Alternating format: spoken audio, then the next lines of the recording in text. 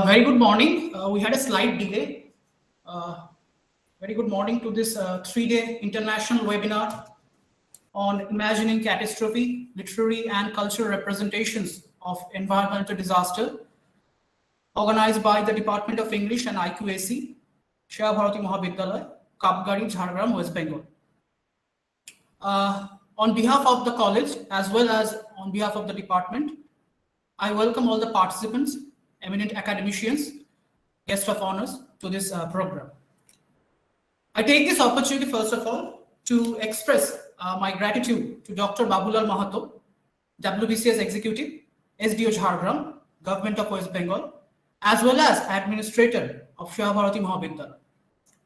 We are also grateful to have Professor Dr. Devaprasad Shahu, Principal, Seva Bharati Mahavidyalaya, who is also the chairperson of this webinar.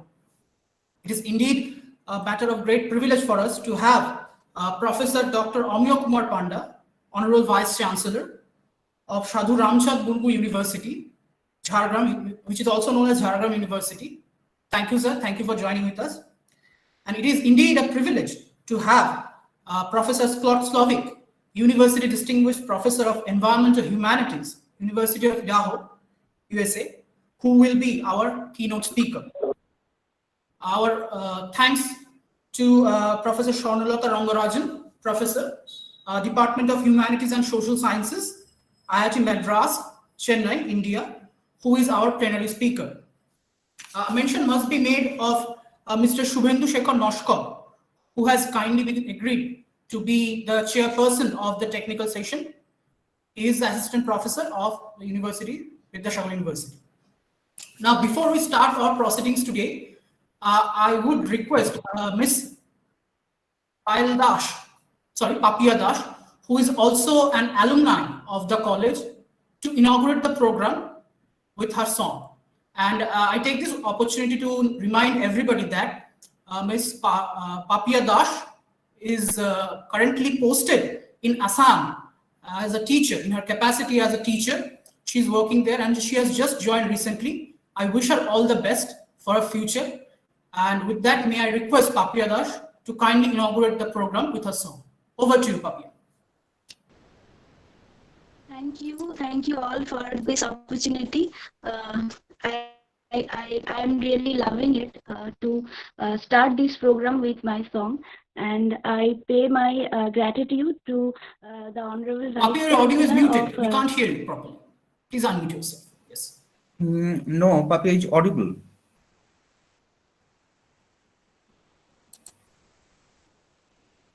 Papiya is audible. Papiya, please go ahead. Okay. Thank you so much, sir. Thank you so much for giving me this opportunity to sing a song and start the program. I am really grateful to you. I am paying my respect to the Honorable Vice Chancellor of Jhargram University. And I'm singing a song. Give it away, give it away, give it away. Love is something if you give it away and you end up having more. Love is something if you give it away. Give it away, give it away. Something if you give it away and you end up having more. Like a magic penny, hold it tight and you won't have any. It's just like a magic penny, hold it tight and you won't have any. Lend it, spend it, give it away and you end up having more. Lend it, spend it, give it away and you end up having more. For love is something if you give it away, give it away, give it away. Love is something if you give it away and you end up having more. Money is dandy and we like to use it, but love is better if you don't refuse it. Money is dandy and we like to use it, but love is better if you don't refuse it. It's a treasure and you never lose it unless you lock up your door. For love is something if you give it away. Give it away, give it away. Love is something if you give it away and you end up having more. Love is something if you give it away and you end up having more. Thank you.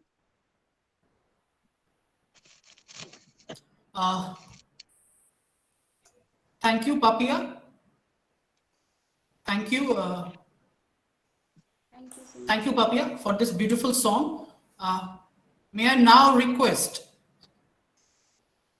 Yes. May I now request Professor Dr. Amiya Kumar Panda, Honorable Vice Chancellor of Sadhu Ramchand Murmu University, which is also known as Jhargram University, to kindly take up the stage. And before I request Professor Amiya Kumar Panda to say a few things, I would like to introduce him to the audience. Before joining the university in his capacity as a Vice Chancellor, Professor Amiya Kumar Panda served as a professor, Department of Chemistry and Chemical Technology of Vidyasagar University from 2015 till present. He was also an associate professor of Department of Chemistry, North Bengal University from 2010 up to 2013. He received the DST-JSP Short-Term Fellow from Tokyo University of Science in March 2014 and Endeavour Fellow from Government of Australia, University of South Australia in 2008. His specialization include membrane mimetic systems, development of novel drug delivery systems, amphiphilic monolayers. He is also the editorial board member of Journal of Polio Science, as well as member of the editorial advisory board, Language and American Chemical Society Journal. With that short introduction, may I now request Professor Dr. Amiya Kumar Panda to say a few words on this grand occasion. Over to you, sir. Dr. Babulal Mahato, respected SDO of Jhargram, Government of West Bengal, and Administrator Seva Bharati Mahavidyalaya, Dr. Debaprasad Sahu, Principal Seva Bharati Mahavidyalaya, Dr. Samit Kumar Maiti, and Mr. Rick Sarkar, Department of English, Seva Bharati Mahavidyalaya, other members and advisors of the organizing committee, eminent resource persons, distinguished chairpersons of the different academic sessions, delegates, representatives from print and electronic media, ladies and gentlemen. A very good morning to all of you. Let me first convey my sincere gratitude to the organizers for kindly inviting me to inaugurate the 3 days international webinar entitled Imaging Catastrophe, Literary and Cultural Representations of Environmental Disaster. Nowadays, we are constantly confronted with frantic reports on natural calamities.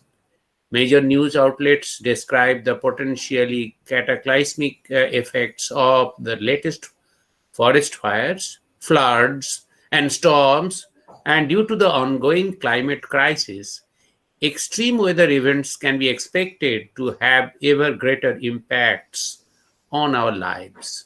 If we are left wondering how we should deal with these disasters, we should also acknowledge that natural calamities have always occurred and have affected human experience in myriad ways.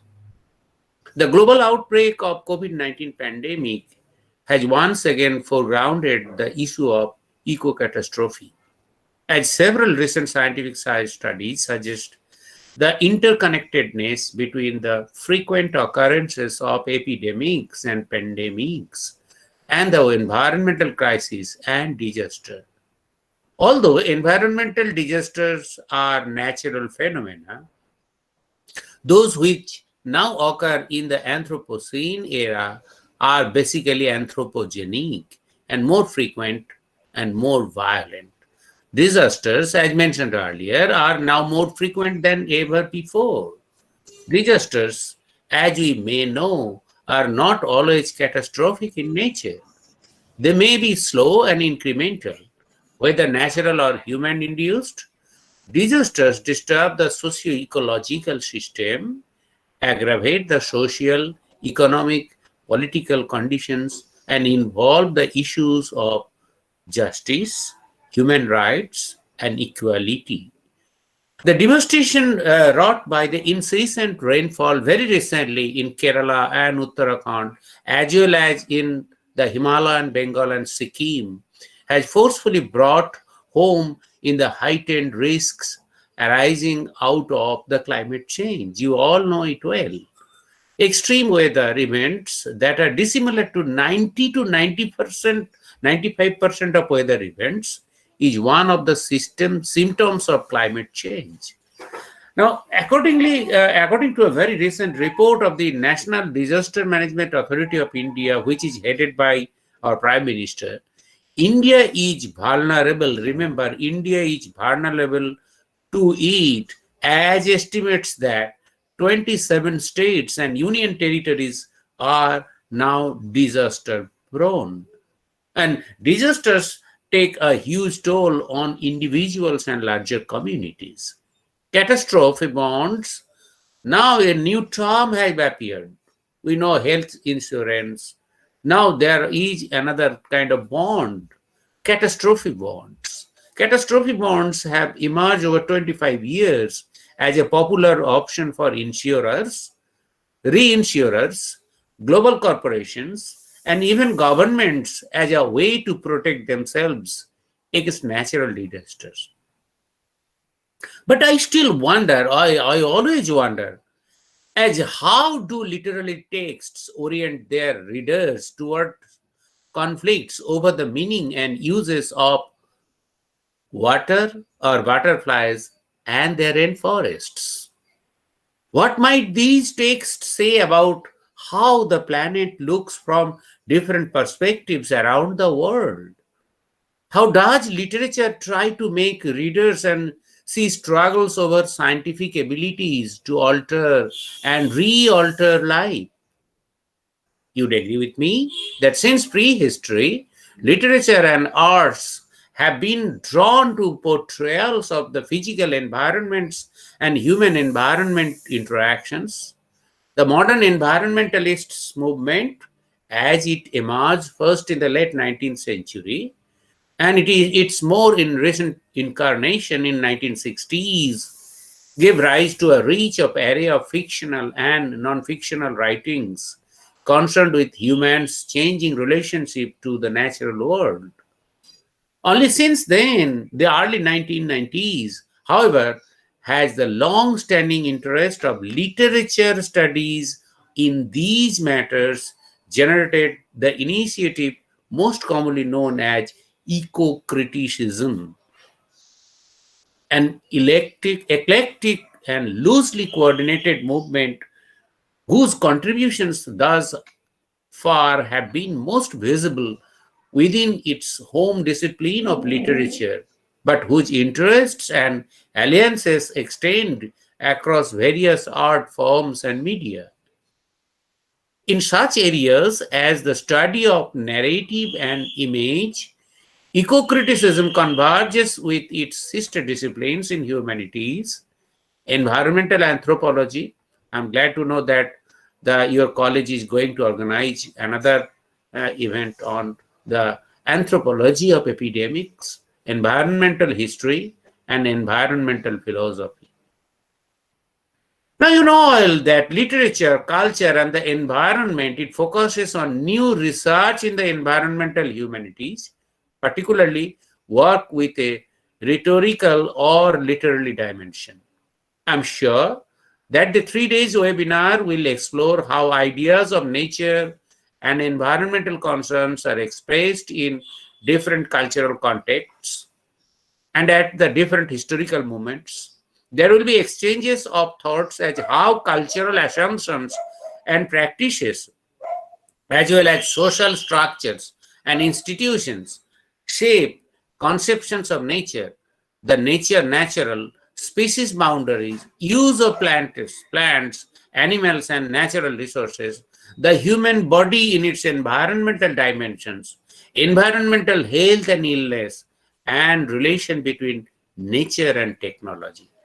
This, in turn, will be able to enlighten all of us as how concepts of nature and forms of environmentalist thoughts and representations arise from the confluence of a country's ecological and social conditions with its cultural assumptions, perceptions, and institutions. I'm glad to learn that the organizers have taken great initiative in inviting eminent speakers across the globe, like Professor Scott Slovic, University of Idaho, USA, Professor Sanalata Rangarajan from IIT Madras, my beloved colleague Professor Joyjit Ghosh, Vidyasagar University, and Professor Pramod K. Nayar from University of Hyderabad. I'm also glad to see that Professor Gautam Buddha Sural of Makura University and Professor Ujjwal Jana of Pondicherry University will grace the webinar as the chairpersons. I must congratulate the organizers in particular, the principal for taking such a great initiative that eventually will instill inspiration among all the stakeholders of the institution. I do strongly believe that the proposed international webinar on imaging catastrophe, literary and cultural representations of environmental disaster will definitely aim to explore the diverse aspects of literary and cultural representations of the environmental disaster and catastrophe. I formally declare the webinar open. Thank you very much for your patience hearing. Thank you, sir. Thank you for encapsulating the theme of the webinar in a nutshell. We're really grateful to you. Now, may I request Dr. Babulal Mahato, WBC's Executive, SDO, Jhargram, Government of West Bengal, and Administrator of Seva Bharati Mahavidyalaya, to say a few words on this occasion. Thank you, sir. Thank you for managing to get some time out of your busy schedule. Over to you, sir.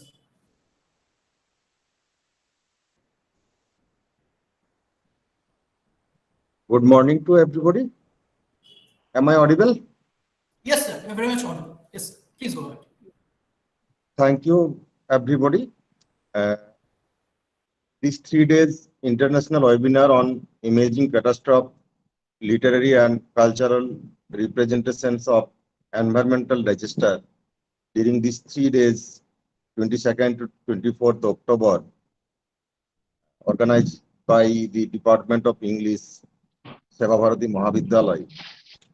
Seva Bharati Mahavidyalaya has taken lot of such initiative during this pandemic period, which itself a disaster, I can say, and I am really thankful to organizing secretary Dr. Samit Kumar Maiti, program coordinator Mr. Rick Sarkar, principal Dr. Devaprasad Sahu, and inaugurator Honorable Vice Chancellor Professor Amyo Kumar Panda, Sadhu Ramchand Murmu University, Jhargram, West Bengal. This webinar is being participated by eminent scholars across the globe, and I think during this pandemic period, lots of thoughts will be shared, and literary representation during this time, many things can come out, and I can say here Professor Amyo Kumar Panda elaborately said the disaster and literary cultural representation across the globe and national. Here I noticed for 3 months, I just joined 3 months in this district, and in one block, Sakrail, I noticed 46 number of deaths due to lightning. It's a this is never happened. Past I searched, but this literary or scientific research may be done accordingly, how it is happened, and what's the effect and cultural or environmental effect it may be seen. Like many disaster is being happened, and cultural representation or literary representation, such webinar can give us a light on this factor, and accordingly administration can take up the remedial measures, and we can learn lots of things from this webinar. I really thankful to the Mahavidyalaya, and again welcoming all the participants from my part, and wish a grand success for this webinar. Thank you, everybody. Thank you, sir. Thank you for your kind words. Indeed, these words will be the driving force behind this webinar. Now, may I request Professor Dr. Devaprasad Shah, Principal of Seva Bharati Mahavidyalaya, who is also the chairperson of the webinar, to say a few words on this occasion. Over to you, sir. Am I audible? Yes, sir, very much. Doctors, am I audible? Yes, sir. you are audible. Yes. Can I start now? Yes. Yes, sir. Yes, sir. Yes, sir. Okay. Good morning, everybody. Myself, Dr. Devaprasad Shah, Principal of Seva Bharati Mahavidyalaya, Kapgari, Jhargram, West Bengal, and Chairman of this international webinar. It gives me immense pleasure to welcome all the honorable guests, resource persons, delegates, and participants to this international webinar on Imaging Catastrophe, Literary and Cultural Representation of Environmental Disaster, which is organized by Department of English and IQAC, Seva Bharati Mahavidyalaya, Jhargram, West Bengal, India. This is the remarkable international webinar of the Department of English in the history of our institution, which is completely conducted on digital platforms due to pandemic in the Jungle Mahal areas. Seva Bharati Mahavidyalaya was established on 17th July 1964 by Dr. P.K. Sen, an eminent educator, urgent necessity of providing the young minds of the remote poor village and its adjacent areas with quality higher education. The name Seva Bharati suggests that the ideal Indian can only be constituted on the noble principle of Seva or service. The word Bharati is also highly significant. One meaning of Bharati is speech, another is learning. The college is dedicated to this noble service since its establishment, and it has completed its 50 years of glorious service to the nation. The motto of the college is Tapasya, Seva and Pragati, which means the development of either the nation or of the individual is a progressive concept which can be achieved through sincere contemplation and selfless service. The education can only be achieved through tapasya, as Swami Vivekananda says, to me the very essence of education is concentration of mind. I extend my heartfelt thanks and sincere gratitude to Professor Amiyo Kumar Ponda, Honorable Vice Chancellor of Sadhu Ramchand Murmu University, Jhargram, West Bengal, and also the inaugurator of this international webinar. I express my heartfelt gratitude to Dr. Babulal Mahato, SDO Jhargram, and Administrator of Seva Bharati Mahavidyalaya, West Bengal, and also the Chief Patron.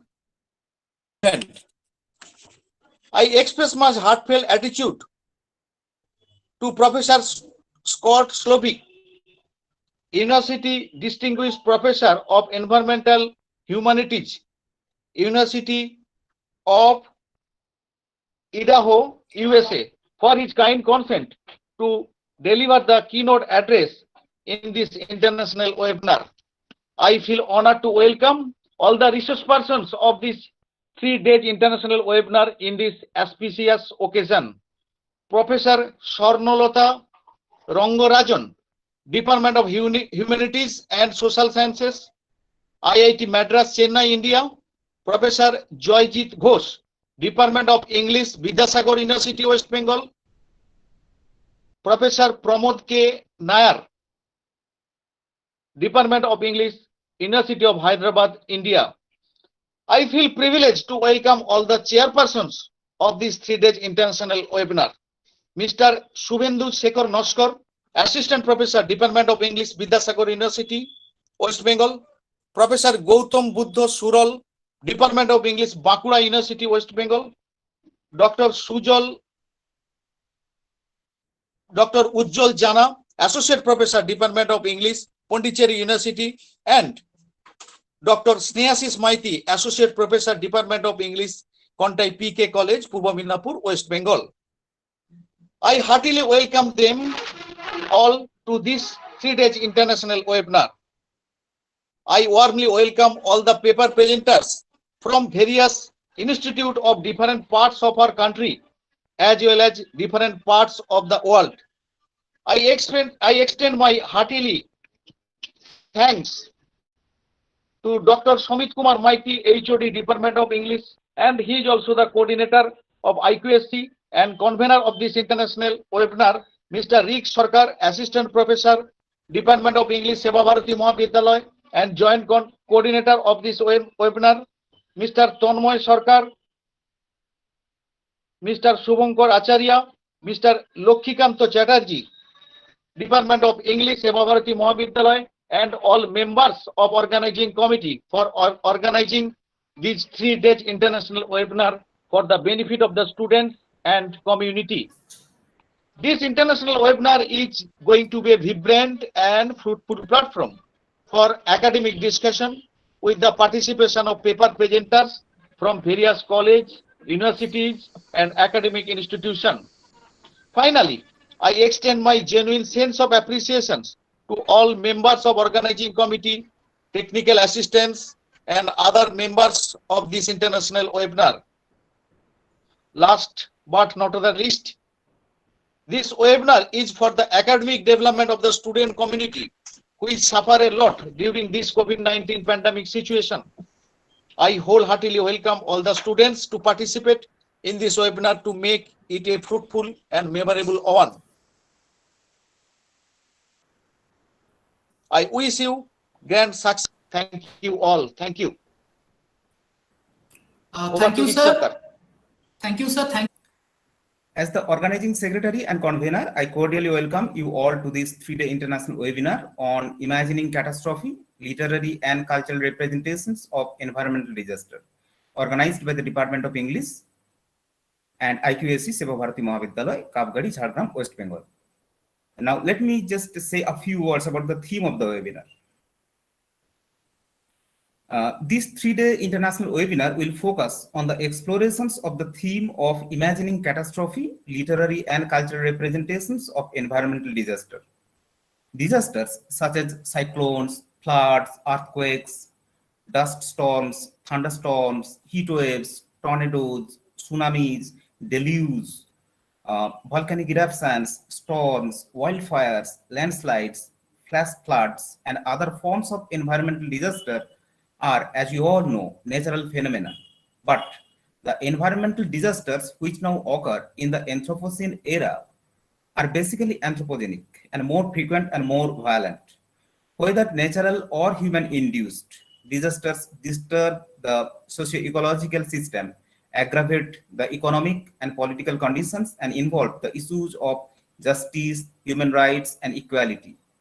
Moreover, disasters are always disproportionately experienced by the people of different parts of the world because of diverse, complex social, economic, cultural, and geopolitical factors. Throughout history, the cultural practices like poetry, art, film, prose fiction, cartoon, and other branches of culture have not only responded to war, famines, and other sorts of man-made crises, but also to the environmental disasters and ecological calamities. We all know that we have entered into a new geological era, the Anthropocene, when, to use the words of Lester R. Brown, climate instability is becoming the new norm. Indeed, eco-precarity is the increasing experience in the era of Anthropocene. We may cite the recent incident of environmental disaster in Uttarakhand, which occurred only the day before yesterday, where several incidents of flash floods and landslides killed more than 50 people. Fictional representations of catastrophe, particularly environmental catastrophe, are powerful modes of representation and are very effective methods to encounter the environmental crisis. Environmental narratives are therefore people's response to the crisis. Narratives, literary, visual, and cinematic, thus serve an important function to make people aware of the looming dangers of climate change and environmental degradation. We are really fortunate that in this webinar, we have the 4 distinguished professors as the resource persons. Professor Scott Slovic, University Distinguished Professor of Environmental Humanities, University of Idaho, USA. Professor Swarnalata Rangarajan, Professor, Department of Humanities and Social Sciences, IIT Madras, Chennai, India. Professor Joyjit Ghosh, Professor, Department of English, Vidyasagar University, and Professor Pramod K. Nair, Professor, Department of English, University of Hyderabad. They will explore the topic from diverse perspectives and enrich the webinar with their erudite scholarships. I hope that the webinar will offer new insights, provide new food for intellectual thoughts to the students, teachers, and researchers and academicians. I welcome and invite all the honorable guests, resource persons, chairpersons, teachers, distinguished researchers, and students from the various colleges and universities to make the event an academically and intellectually fruitful, enjoyable, and memorable event. Thank you. Thank you. Thank you, sir. Thank you for encapsulating the theme of the webinar. Indeed, you have rightly pointed out that following the outbreak of the COVID-19 pandemic, there should be an attempt to rethink our relationship with non-human forces and environment. And therefore, without further delay, may I request Dr. Shomit Kumar Maiti to kindly introduce our keynote speaker, Professor Scott Slovic, to the audience. Over to you, sir. Thank you once again. Learned participants, I am extremely overwhelmed to get this opportunity to introduce Professor Scott Slovic, University Distinguished Professor of Environmental Humanities, University of Idaho, USA, to you all on this occasion of 3-day international webinar on imagining catastrophe, literary and cultural representations of environmental disaster, organized by the Department of English and IQAC Seva Bharati Mahavidyalaya. Professor Scott Slovic needs no introduction. He is internationally recognized as the leading figure in the fields of eco-criticism and environmental humanities. Professor Scott Slovic was awarded the PhD degree in English and American Literature by Brown University in 1990. Professor Slovic is University Distinguished Professor of Environmental Humanities at the University of Idaho, USA. He served as founding president of the Association for the Study of Literature and Environment in the early 1990s, and from 1995 to 2020 was the editor-in-chief of ISLE, Interdisciplinary Studies in Literature and Environment, a central journal in the field of eco-criticism. He has published more than 300 articles, interviews, reviews, and is the author, editor, or co-editor of 27 books. His many books include, most recently, such co-edited volumes, The Routledge Handbook of Eco-Criticism and Environmental Communication, Reading Cats and Dogs, Companion Animals in World Literature, and a Handbook of Medical Environmental Humanities, exploring the intersections between medical humanities and eco-criticism. He has won several prestigious awards and honors, some of which include University Distinguished Professor Award, University of Idaho, April 2020, Excellence in Research and Creative Activity, University of Idaho, April 2018, Excellence in Interdisciplinary Collaborative Efforts Awards, Semester in the Wild, University of Idaho, April 2014.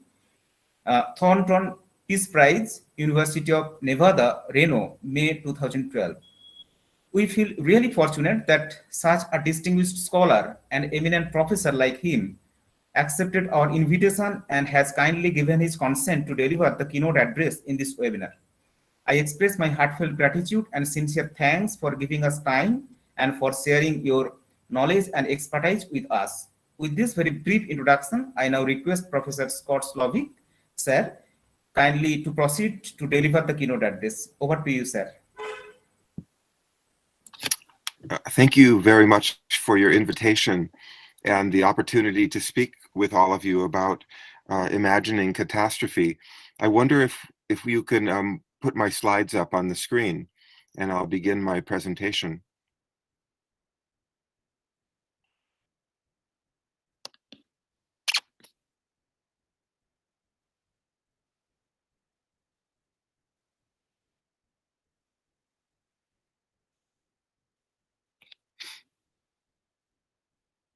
Great. Thank you very much. It's always a little bit surreal to sit by myself in a room on the opposite side of the planet and speak to a group of people as if I'm speaking into the void. But I'm happy to have this opportunity to interact with all of you and share a few ideas on an extremely important topic. I think this is an excellent choice for a subject for a webinar, and I wish I were available to listen to all of the lectures and learn from the other presenters, but I appreciate the invitation to help to get some of the ideas flowing at the beginning of the presentation. My own topic I'm calling Literary Precarity as Preparation for Eco-Disaster, and I'm interested in this idea that somehow we might use literature not as a way of describing disasters that have already occurred, but rather as a way of priming us or preparing us, making us more sensitive to disasters that we're not yet aware of happening or that somehow have occurred without our perception. I'm afraid that we tend to be surrounded by catastrophe. And the problem is not that we fail to respond to the immediate and visibly present disasters, but that we cannot adequately perceive the actual disasters that are occurring around us. But at any given moment, we tend to be experiencing compounded multiple disasters or disasters ready to happen. So this is actually, the cover photograph is a slide of me in a hot air balloon floating over a national park in Turkey in the month of May, a few months ago. It's a very precarious situation to be in a basket underneath a hot air balloon. And to make matters worse, when I was on the balloon, I was surrounded by many other people from different countries, quite a few of them not wearing masks despite the pandemic. So I was not only a little bit unnerved about the precarity of the balloon, but also the pandemic that I was confronted with by the other passengers in the balloon. That's why I'm wearing that mask. So at any given moment, what are the various catastrophes or disasters that are surrounding us, and are we adequately ready to perceive them? That's my question. What might literature do to help us? So I've been thinking about the concepts of precarity and eco-precarity since I read Pramod K. Nayar's work on this subject several years ago. I'm very happy to learn that Professor Nayar will be speaking at this conference during the next few days, and I'm sure you'll hear more from him about the concept of precarity. So I think of precarity not as a problem or a negative phenomenon, but actually as a positive phenomenon, an experience, an awareness that may promote a sense of urgency. So I'm interested in what I'm calling literary precarity as a tool or a strategy for giving us an appropriate and healthy sense of urgency. Because that is the great problem, is not the catastrophe itself, but the lack of a sense of urgency. So in his book on the Bhopal catastrophe of 1984, the industrial catastrophe that caused a tremendous amount of immediate harm, and then decades of relatively invisible public health problems that have spread throughout the greater Bhopal region.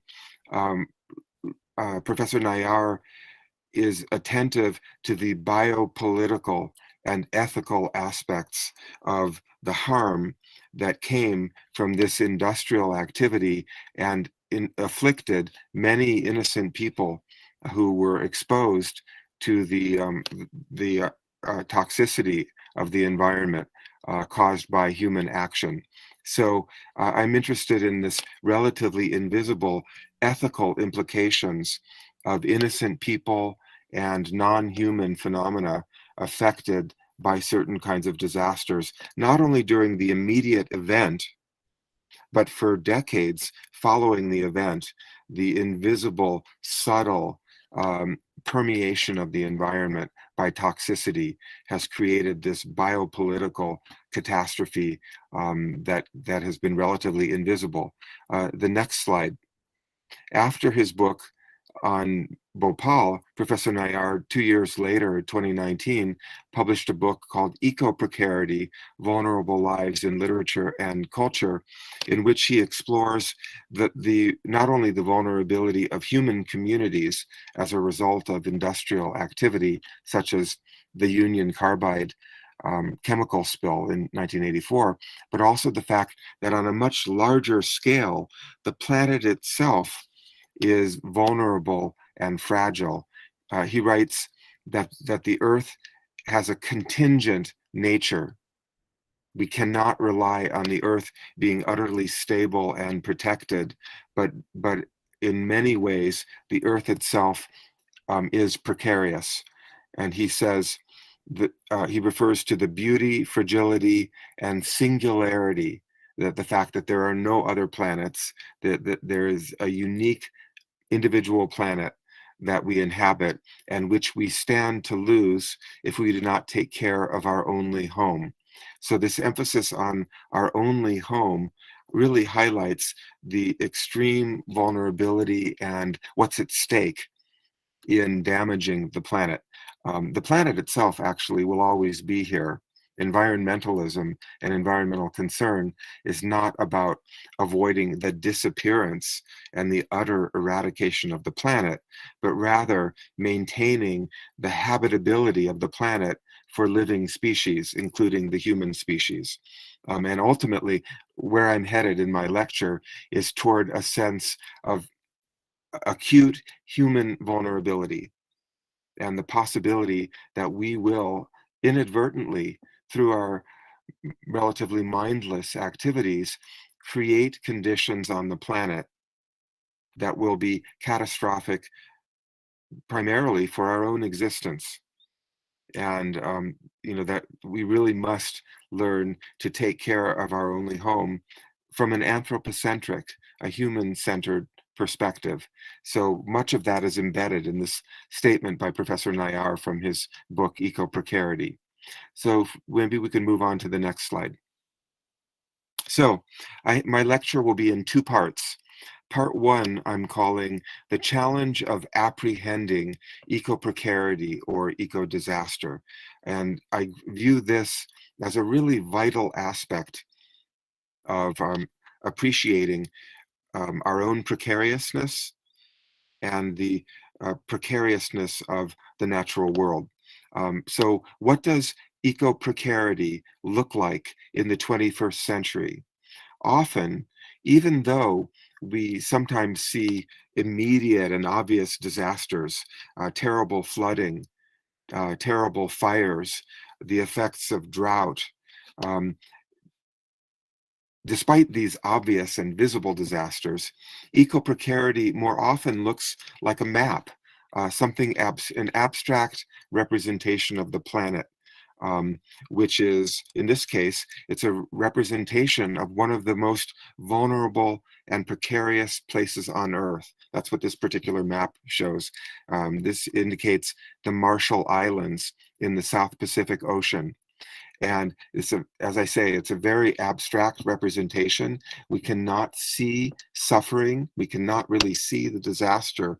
All we can know is where this place is located on the map in relation to where we are. Next slide. So what this map is masking is the fact that in the South Pacific, there are more than 2,100 vulnerable Pacific islands where people live, where wildlife lives, where the islands themselves have the potential to be completely flooded and erased from the earth by rising sea levels. Several years ago, I gave a talk at a conference on island sustainability at the University of Guam in the South Pacific. And the foreign minister of the Republic of the Marshall Islands, a man named Tony DeBrume, made these comments in his lecture. He said, the Marshall Islands is the first nation that may be eradicated due to climate change, completely erased from the planet. He says, displacement of the human population of the Marshall Islands is not an option. People don't want to simply move to higher ground, move to other islands or to the mainland, and they are fiercely trying to defend their way of life and their island homelands. He argues that the islands are different from each other. They have different physical conditions, different cultures, and vulnerable countries should not be treated in a one-size-fits-all manner. We need to understand and appreciate the individuality of the cultures and the places. He says we have unique vulnerabilities. And people elsewhere in the world, this is the big problem, people elsewhere in the world think of us as insignificant dots on the map in the middle of nowhere, like in the map that I showed you before, insignificant dots on the map in the middle of nowhere. This is true not only of the South Pacific, but of various other vulnerable communities, such as the various islands, the Maldives and other islands in the Indian Ocean, not so far from West Bengal. And nonetheless, these islands are relatively abstract and invisible. Next slide. So what does a vulnerable Pacific island actually look like? This is a picture while hiking on the island of Guam, which is fiercely affected by climate change. It's undergoing a major drought, and you can actually see the grass looks extremely dry.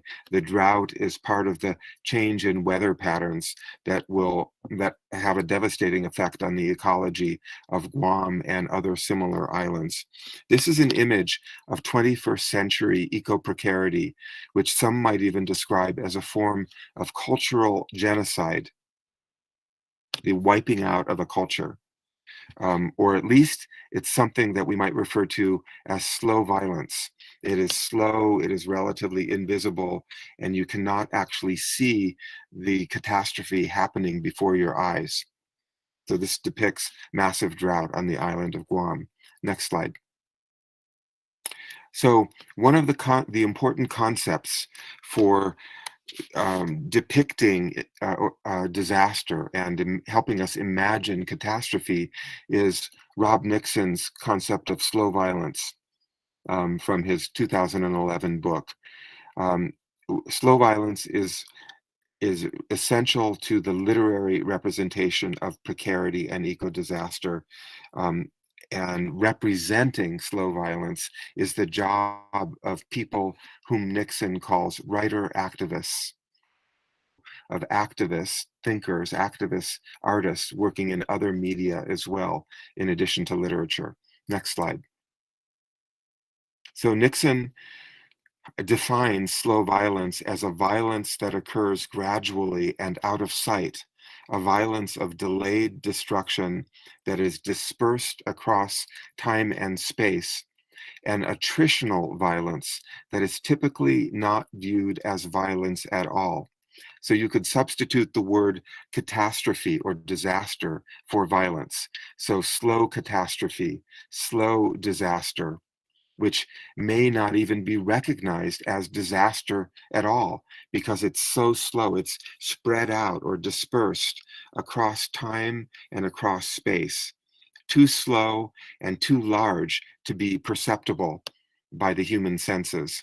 He writes, violence is customarily conceived as an event or action that is immediate in time, explosive and spectacular in space, and as erupting into instant sensational visibility.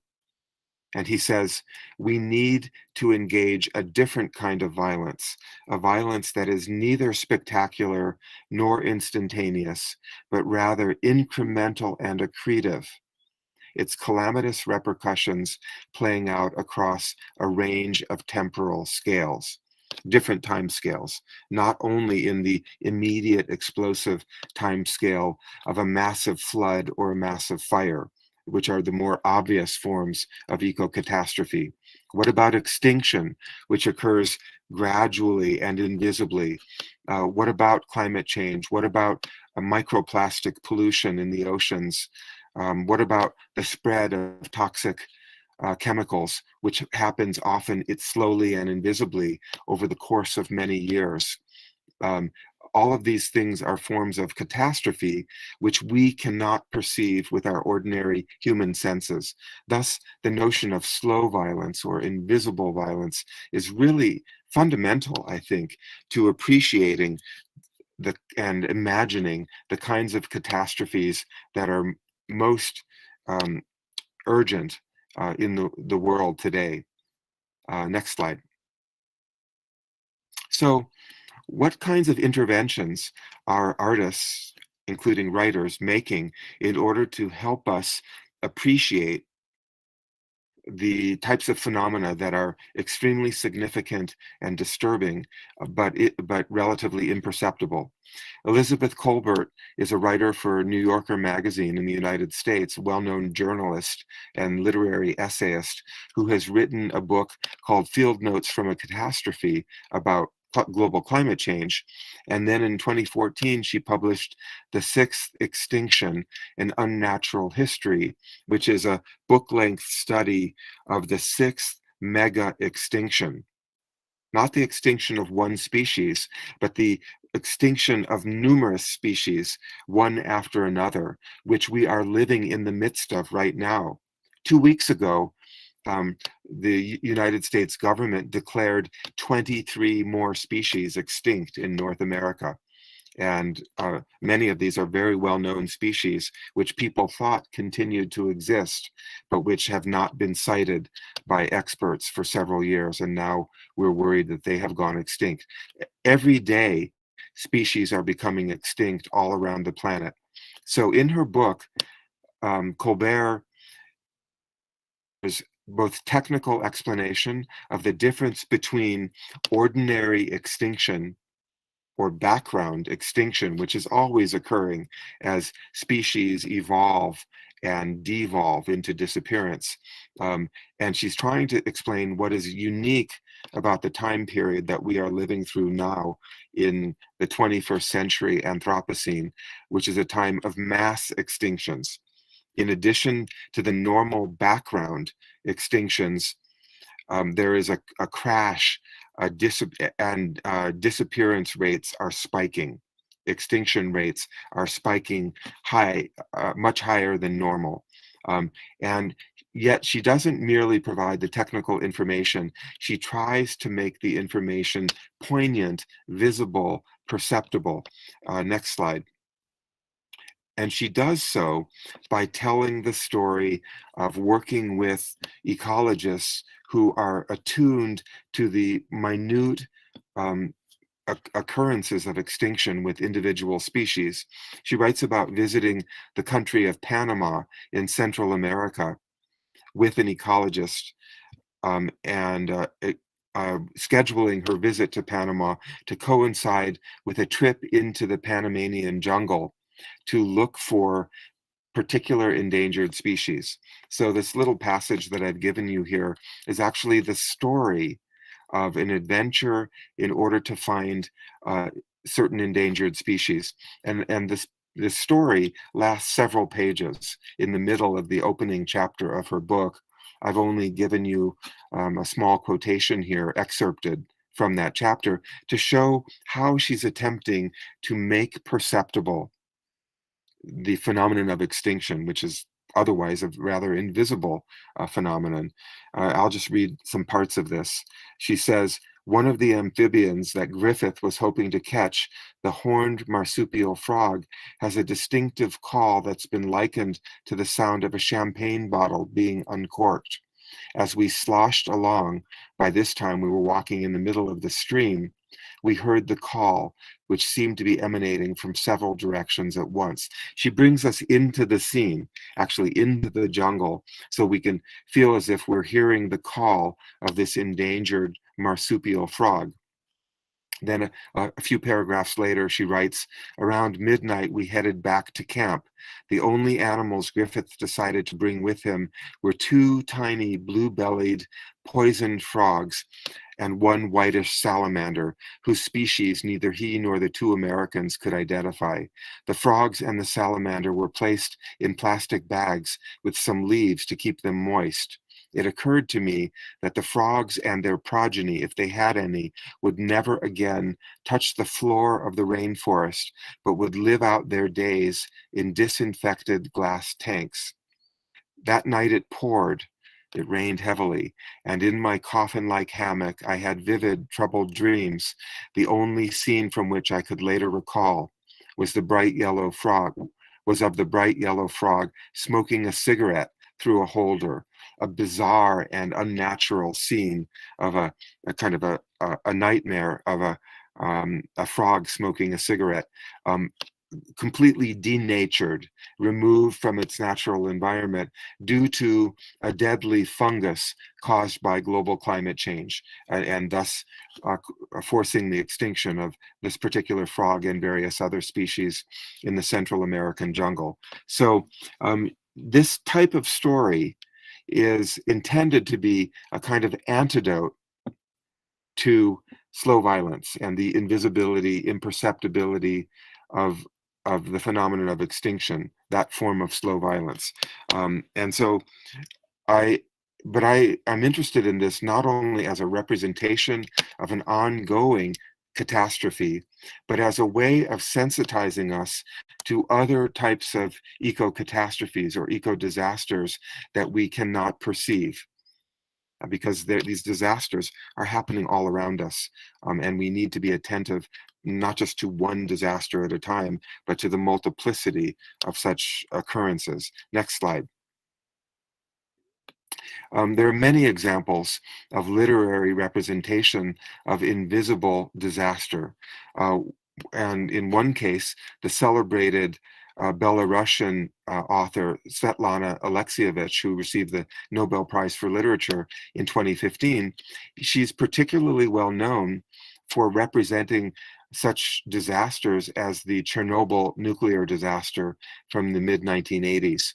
And in this book, she tries to represent the invisible occurrences of radiation poisoning that occurred as a result of Chernobyl, interviewing many survivors of Chernobyl and retelling their stories in vivid literary fashion in order to make us notice, think about, and care about the phenomenon of nuclear disaster and the victims of this particular event.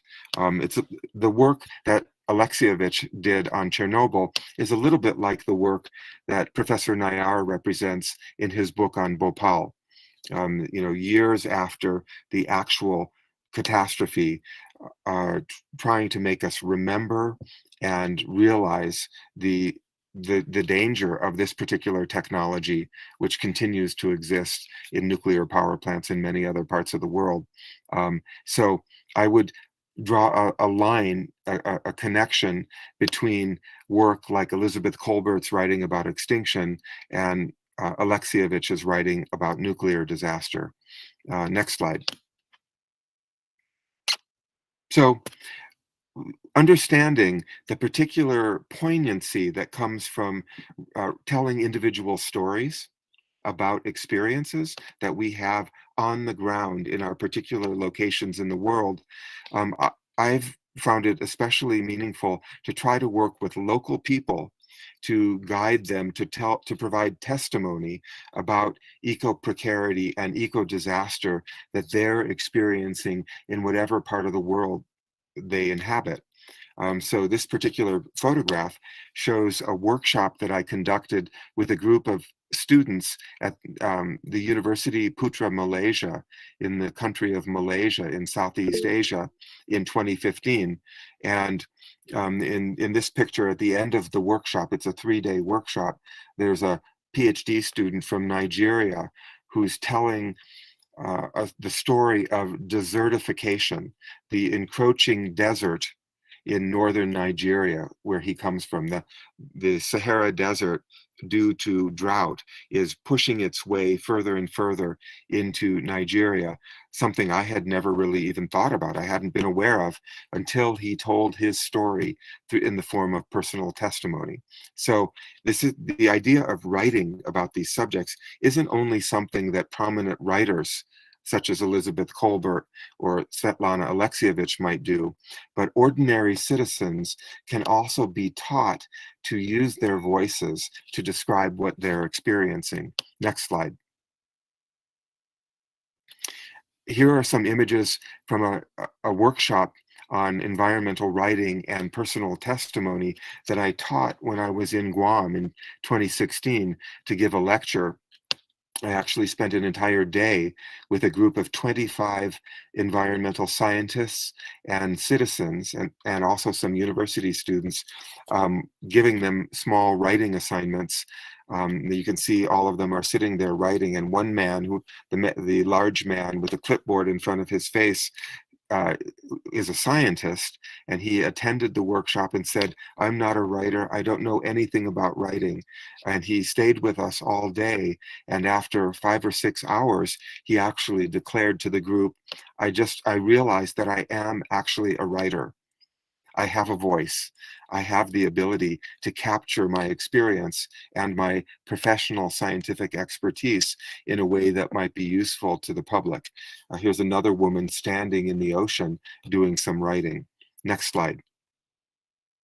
When I gave my lecture at this conference, at the very end of my lecture, in order to try to reach this large audience in a poignant and meaningful way, I actually asked one of my students from the writing workshop, an undergraduate named Ariel Lowe, a native person who spoke not only English, but the native language of Chamorro, and herself is a poet on environmental topics. I asked her to come to the stage and present her poem about an invasive species of beetle that was destroying the vegetation on the island of Guam as a way of driving home some of the points I was trying to make about island vulnerability in my lecture, realizing that her voice could be much more moving, emotionally moving and poignant than my more academic mode of presentation. So I really strongly feel that empowering local citizens to use their own voices is a way of breaking through the numbness that occurs from slow violence. Next slide. From a scholarly perspective, a scientific perspective, why are we highly sensitive to some information and insensitive to other kinds of information? I believe this is a fundamental issue in representing precarity and disaster. For instance, not just in an environmental context, but a humanitarian context. In recent years, there's been a terrible refugee crisis in the Middle East, in countries like Syria. And for months and months, there were articles in the media with images like the image on the left showing large numbers of people on overturned boats and some people floating in the ocean as they try to travel from Turkey to Greece in order to escape the war in their home country. And there was very little public reaction around the world to the large numbers of people experiencing this predicament. And yet on September 3rd, 2015, in the New York Times, this one picture appeared of a single 3-year-old boy from Syria named Aylan Kurdi lying on the beach after he had tragically drowned, and there's a rescue person approaching him. This picture had an extraordinary effect on the international response to the refugee crisis. Next slide. So there are various psychological phenomena that prevent our sensitivity to large-scale phenomena, such as the phenomena that Rob Nixon describes in his study of slow violence. And one of the major psychological responses is psychic numbing. And I'm not going to talk about all of the others because I have limited time, but psychic numbing states that we are quickly overwhelmed by numbers larger than 1. And this leads to tragic insensitivity to large-scale phenomena. Next slide. So you can see that if thinking in a logical way, every human life should be worth the same value, so that you have the number of lives on the bottom axis and the value of the lives on the vertical axis. There should be a straight line. But the reality is that as the number of lives increases, the value of these lives increases very slowly, because as we move from number 1 to number 2, our concern, our attention fades. We experience something called compassion fade. And that slippage or decline of attention happens when we move from 1 to 2, so that by the time we're talking about large-scale phenomena, people who are victimized by an event, we care less about each individual life than we do about a single life. My story is so potent because it tends to focus on individual phenomena or singularities. Next slide. So how do we overcome these intrinsic psychological tendencies toward insensitivity? By communicating multidimensionally, not only with technical information and data, but with images, narratives, personalized stories, with faces, and by understanding the psychological processes by which we respond to information or fail to respond. Next slide. So the Aylan Kurdi phenomenon is that actually received a lot of study because people were perplexed that this image of this one tragic incident should create a massive public response, and images of large numbers of suffering refugees would provoke very little international response. Next slide. So here's an evidence of that conducted by researchers in Sweden, where you can see that there's very little charitable giving to the Swedish Red Cross for many months prior to early September 2015, when that picture appeared in a major news publication, and all of a sudden there was an enormous spike of people searching for information and also giving money to charitable organizations to help with the refugee crisis. So that huge spike shows the sudden surge of attention caused by a single poignant image, the face of a child who has tragically lost his life. Next slide. So here, quickly, the next part of my presentation is relatively brief. Part 2 is I'm interested in studying through empirical strategies, what we call empirical eco-criticism, how the psychology of precarity and eco-disaster representation works. And I've been working with a number of colleagues in the US and in other countries like Poland on a an application to the American National Science Foundation to study how narratives help us understand, combat, and cope with and learn from pandemics, which I consider to be a kind of eco-disaster. And it's related to slow violence. The pandemics occur relatively slowly and invisibly. We can't see them happening around us. We can't see the virus. And how might texts related to pandemics encourage us and teach us to be sensitive to other forms of eco-disaster that are currently happening or might happen in the future? That's my question. Next slide. So I've been thinking about vulnerability and messages that we can take away from the pandemic since the early days of the crisis. And I gave a talk in May of 2020 at a conference like this organized by Om Dwivedi at Oro University, which then appeared as an article called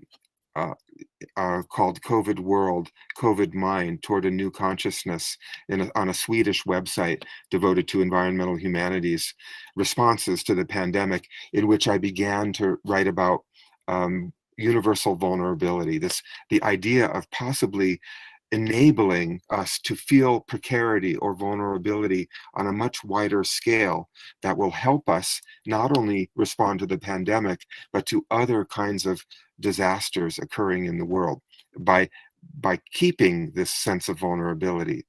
Next slide. So I'm interested in what we might do with pandemic narratives, create a kind of emotional contagion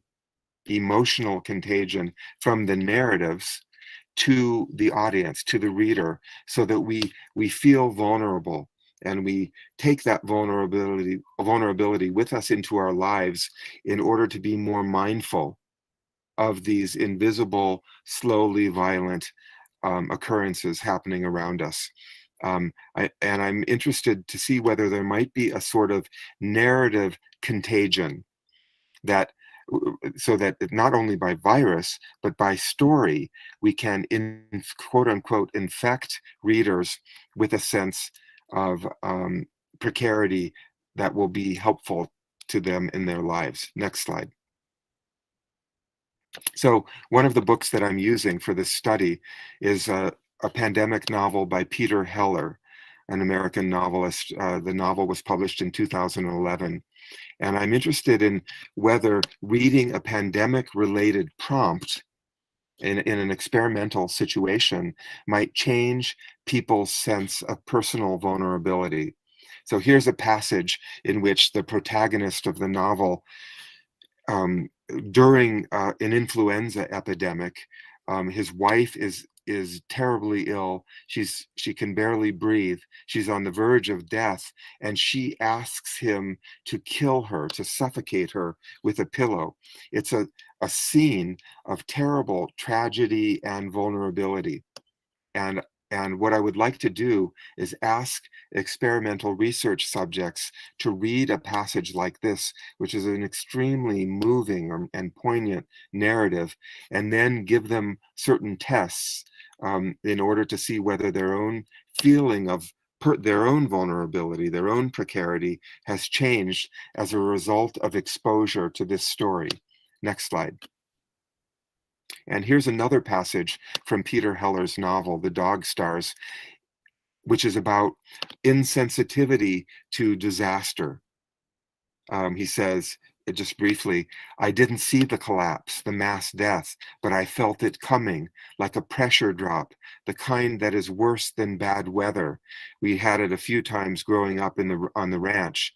A pressure shift you could feel in your pulse, your lungs, a darkening of the sky, a weird green-tinged blackness. That's the way it felt.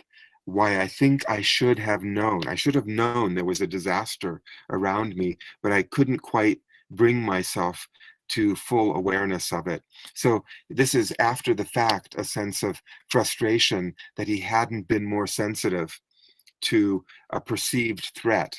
And I believe this insensitivity, the failure to recognize a threat that is occurring around us, and the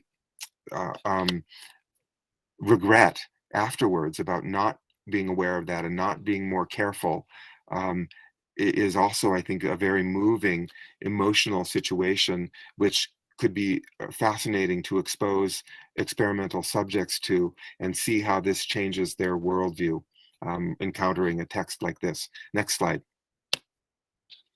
So I'm interested in this idea of emotional contagion, expose people to certain types of textual experiences and infect them, so to speak, with the emotions of the text, and then see how the people who have been affected change in their thinking and their behavior as a result of such exposure to an emotionally contagious text. Next slide.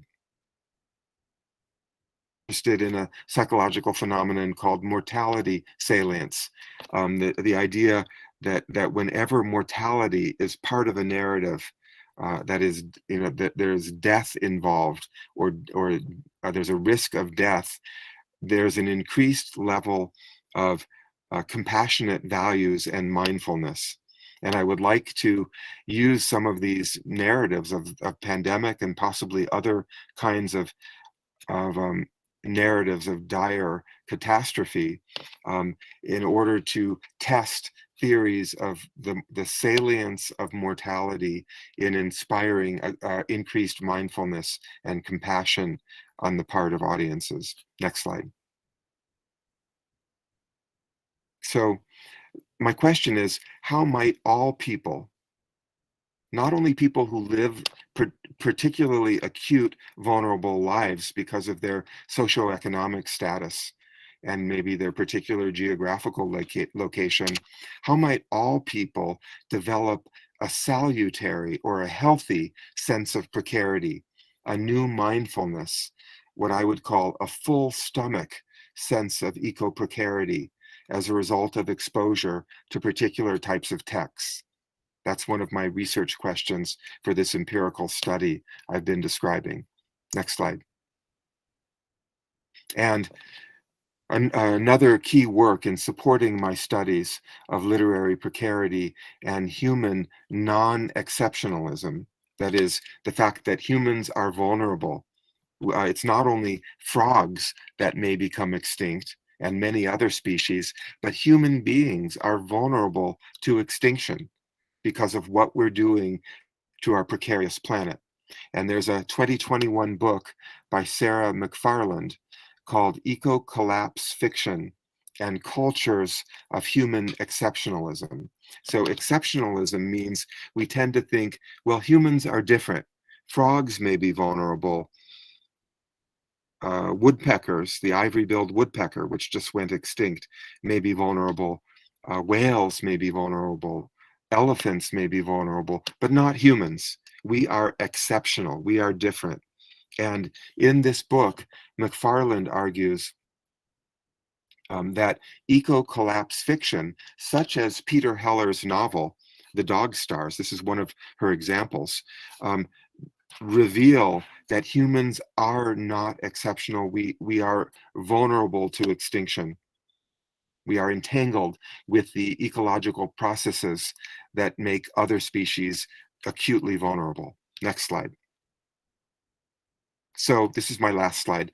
My guiding questions are whether we can use certain concepts from psychology, such as emotional contagion and mortality salience, and the environmental humanities, such as eco-precarity, exceptionalism, to understand how pandemic narratives might spur a healthy sense of mindfulness and urgent caution in readers or experimental subjects, and help people become more sensitive to the difficult to perceive and difficult to understand processes of slow violence and eco-disaster.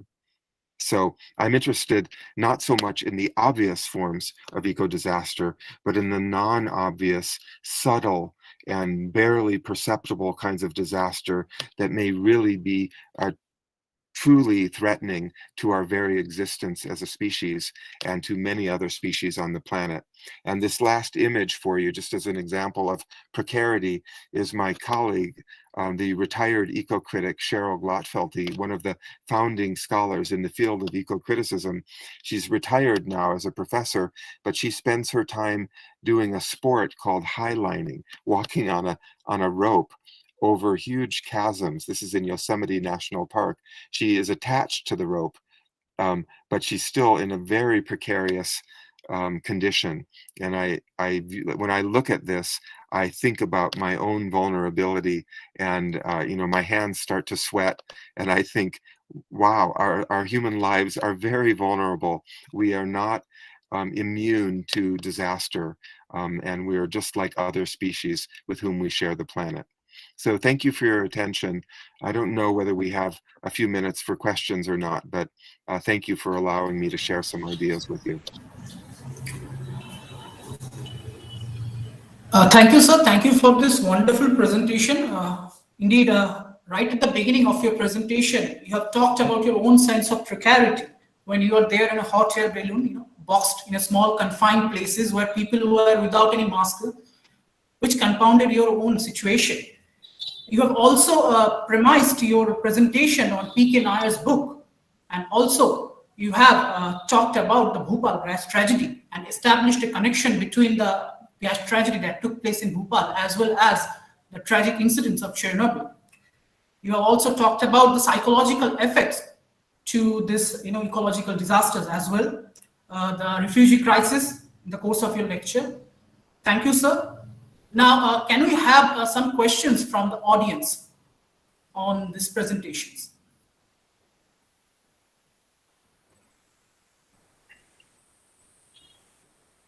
Sonalata ma'am, if you have any question, you can ask. Hi, Swarna. Ma'am, unmute yourself. Ma'am. You're muted. Ma'am, unmute yourself. Kindly, ma'am, unmute yourself. We can't hear you. Yeah, sorry. So I really like this notion of a narrative contagion.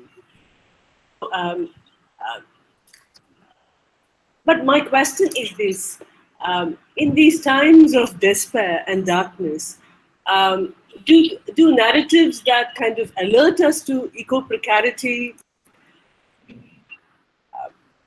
are they, good for us emotionally, or do we need to have alter narratives which kind of nudges towards a sense of, harmony, peace, which are like invisible things in our times, but rather utopic, perhaps. So that was my question when I was listening to your... Yeah. There's probably a limited amount of disaster narrative that we can tolerate that is useful to us.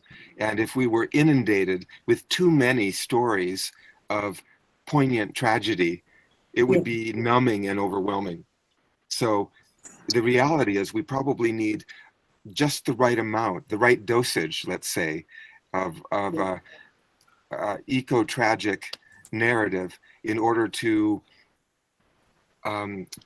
create the proper level of sensitivity. My concern is that we have excessive complacency and that we have raced back to a sense of normalcy. Even during the pandemic, there's so much for us to study in our own minds and our own personal lives with regard to the pandemic that is relevant in a much broader sense to disaster and precarity. And what I'm fascinated by is not just the sense of vulnerability and precarity that have occurred during the pandemic, but how quickly all of this became normal. Staying by ourselves in our apartments or our homes, wearing masks, maintaining social distance. I'm fearful not only of the virus, but of the race back to normalcy and the lack of mindfulness and the lack of precaution that I witness in many people. And so I often think to myself, how can I maintain an appropriate level of alertness and concern? And this is what I call mindfulness. It's not to be overwhelmed Yes. by being obsessively aware of danger, and it's not to be numb to the reality of danger, but to strike a functional balance in order to live my life carefully and with common sense. And I think we need this kind of balance, not only with regard to the pandemic, but with regard to many other phenomena that scholars such as Nixon are describing in his work on slow violence, that the large-scale, invisible, and profoundly catastrophic phenomena that we hardly pay attention to. So I'm wondering whether certain types of narratives, including pandemic narratives, can inoculate us to complacency. Complacency is what I'm worried about. Yes. Thank you. Sir, there is one question from Sheikh Tariq Ali. Should I read it out for you? The question is, do you see the debate over citizenship and refugee crisis in present world as connected to sea level rise and the increasing loss of inhabitable land? I think there will be more and more climate refugees. The refugees that I was referring to in my slides were the refugees from war, not on islands, but war that it's occurring in the Middle Eastern country of Syria. But there may be battles over natural resources, such as water resources and food, civil wars occurring due to climate crisis that will result in people having to flee their homelands. So in the South Pacific, there are large human populations that may be forced to leave their islands, like the Marshall Islands, due to sea level rise. But that's only one of many causes of refugeeism pertaining to environmental disaster. Let's see, there's a raised hand, but I can't see the question. Am I supposed to do something to open? The participant can go and ask the question directly to the speaker. Unmute yourself. Unmute yourself. Hi, Professor Slovik. Hello. Yes, yes, you are audible. Please go on. Please go on. Yes. Please Thank go you for your fascinating lecture. It's always a delight to listen to you. I was thinking, taking a cue from your first photograph also, I think when we think of precarity, it's also about the realization or perhaps the experience of some sort of a proximity. And the mindfulness that you were talking about right now, I think it's also about the ability to stay with the problem. And as you said, a functional balance that needs to be achieved. So I was wondering if you could talk a little about perhaps the notion of the everyday in approaching these conversations, and how perhaps that can be utilized in an effective manner to somehow receive positive energies that can then translate into productive and sustainable actions. Because it is the everyday, while as a counter to the invisible violence that we are unable to perceive, there could be some sort of a possibility in activating the notion of the everyday. I think it's a bit scattered, but if you could talk a little No. I love the idea of the everyday. And I do think that everyday mindfulness is directly relevant to awareness of the large scale phenomena that envelop the planet, that are occurring, on this completely imperceptible level. And we can learn lessons through everyday experience that make us more sensitive to these phenomena. There's a very interesting book that I often quote by Mitchell Tomashow called Bringing the Biosphere Home. Bringing the Biosphere Home. And the author is Tomashow, ThomasHow, Mitchell. And he writes about the way we can look at the world around us every day and perceive global biospheric change.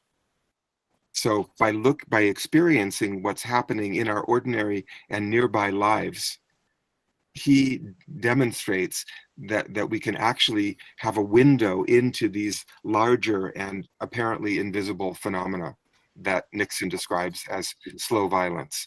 So studies like Tomashow's book, which was published around 2000 or 2001, it's not a new book, that sort of research and explanation help us to realize that we don't need some kind of leap of the imagination in order to suddenly become more capable than we are now to perceive slow violence. We can use very small strategies to actually see in the everyday phenomena that are clues to these much larger disasters, current or potential disasters. But I'm also interested in the way the human mind responds to familiarity. When things become familiar, we become complacent. Yeah. We adapt ourselves. It's a form of resilience. You know, when we're in any kind of situation, a new situation, a difficult situation, a disaster of any kind, it doesn't take us very long to adapt. If people who don't adapt are people who struggle to survive, they become dysfunctional and overwhelmed. But the healthy human mind adapts to the everyday, even if it's a catastrophic everyday. And I see that as an evolutionary adaptation. It's a survival technique, and yet it's also a problem. When we adapt to the catastrophic everyday, then we habituate ourselves to an unwelcome and unacceptable normalcy. And that's one reason why we accept the reality that we've created. You know, we've helped to create many unacceptable situations, social, political, humanitarian, ecological situations around the world, and we habituate ourselves to these everyday phenomena as if they were normal and permanent. And that's one reason why we have so much a lack of movement, political movement, and cultural movement in order to respond to truly desperate situations around the world. It's because we've adapted ourselves to what we think is normal and every day. And I think what we need to do is to somehow pierce our emotional and psychological armor that has enabled us to adapt so comfortably to that which is unacceptable.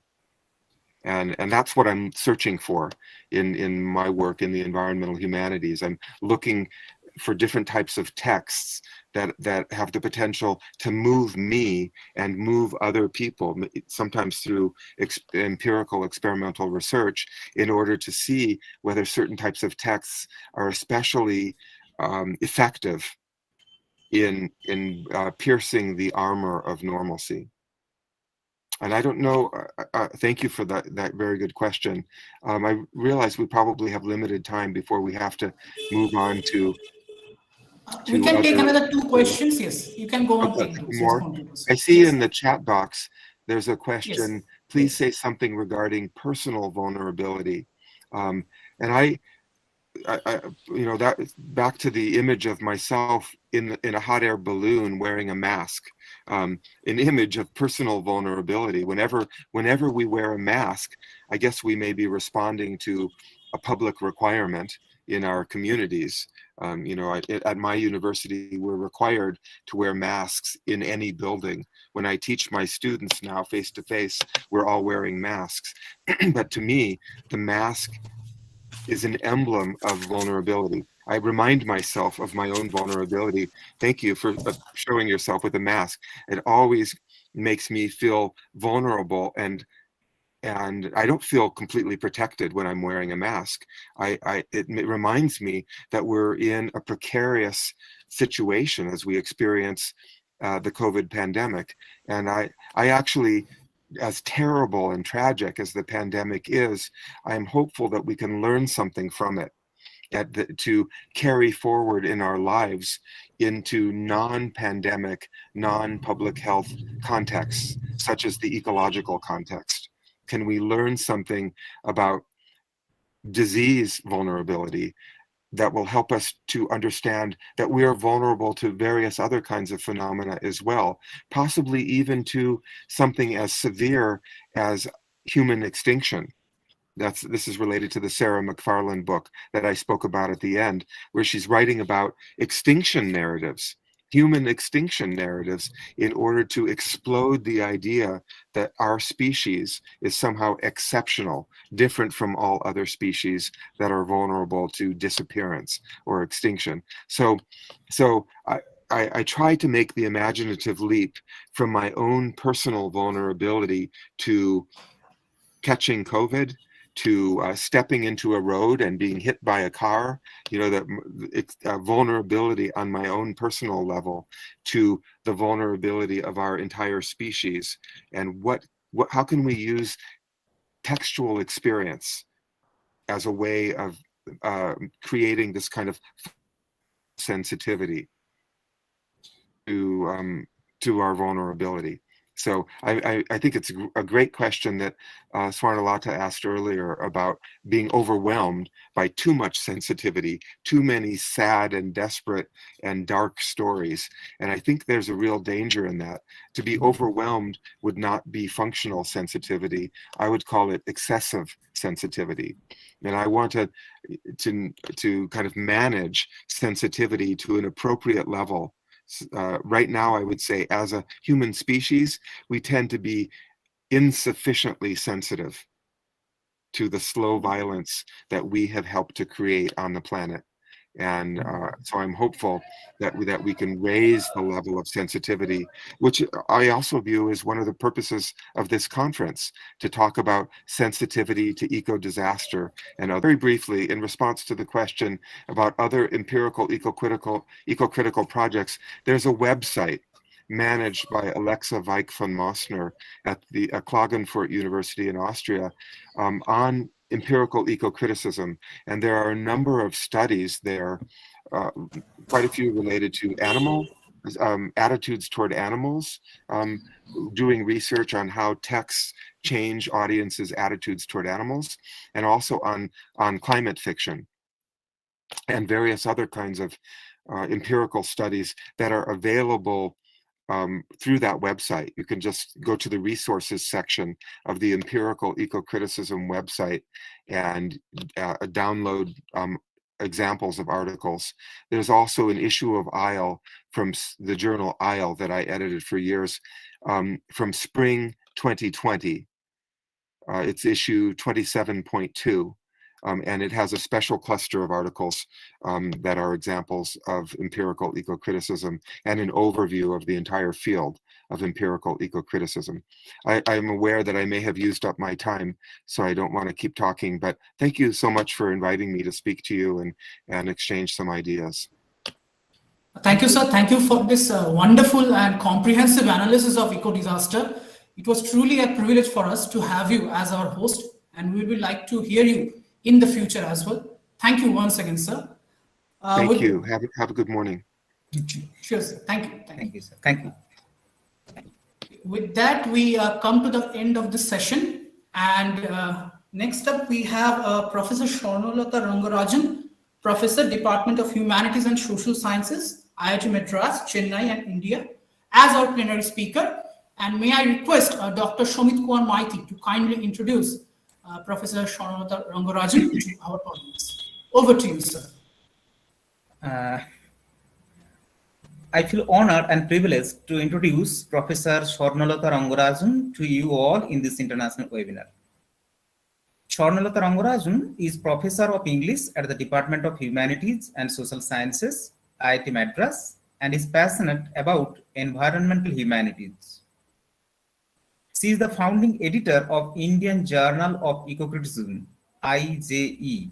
Her academic publications include Eco-Criticism, Big Ideas and Practical Strategies, published in 2018, and co-edited works entitled Eco-Ambiguity, Community and Development, published in 2014, and Eco-Criticism of the Global South, published in 2015.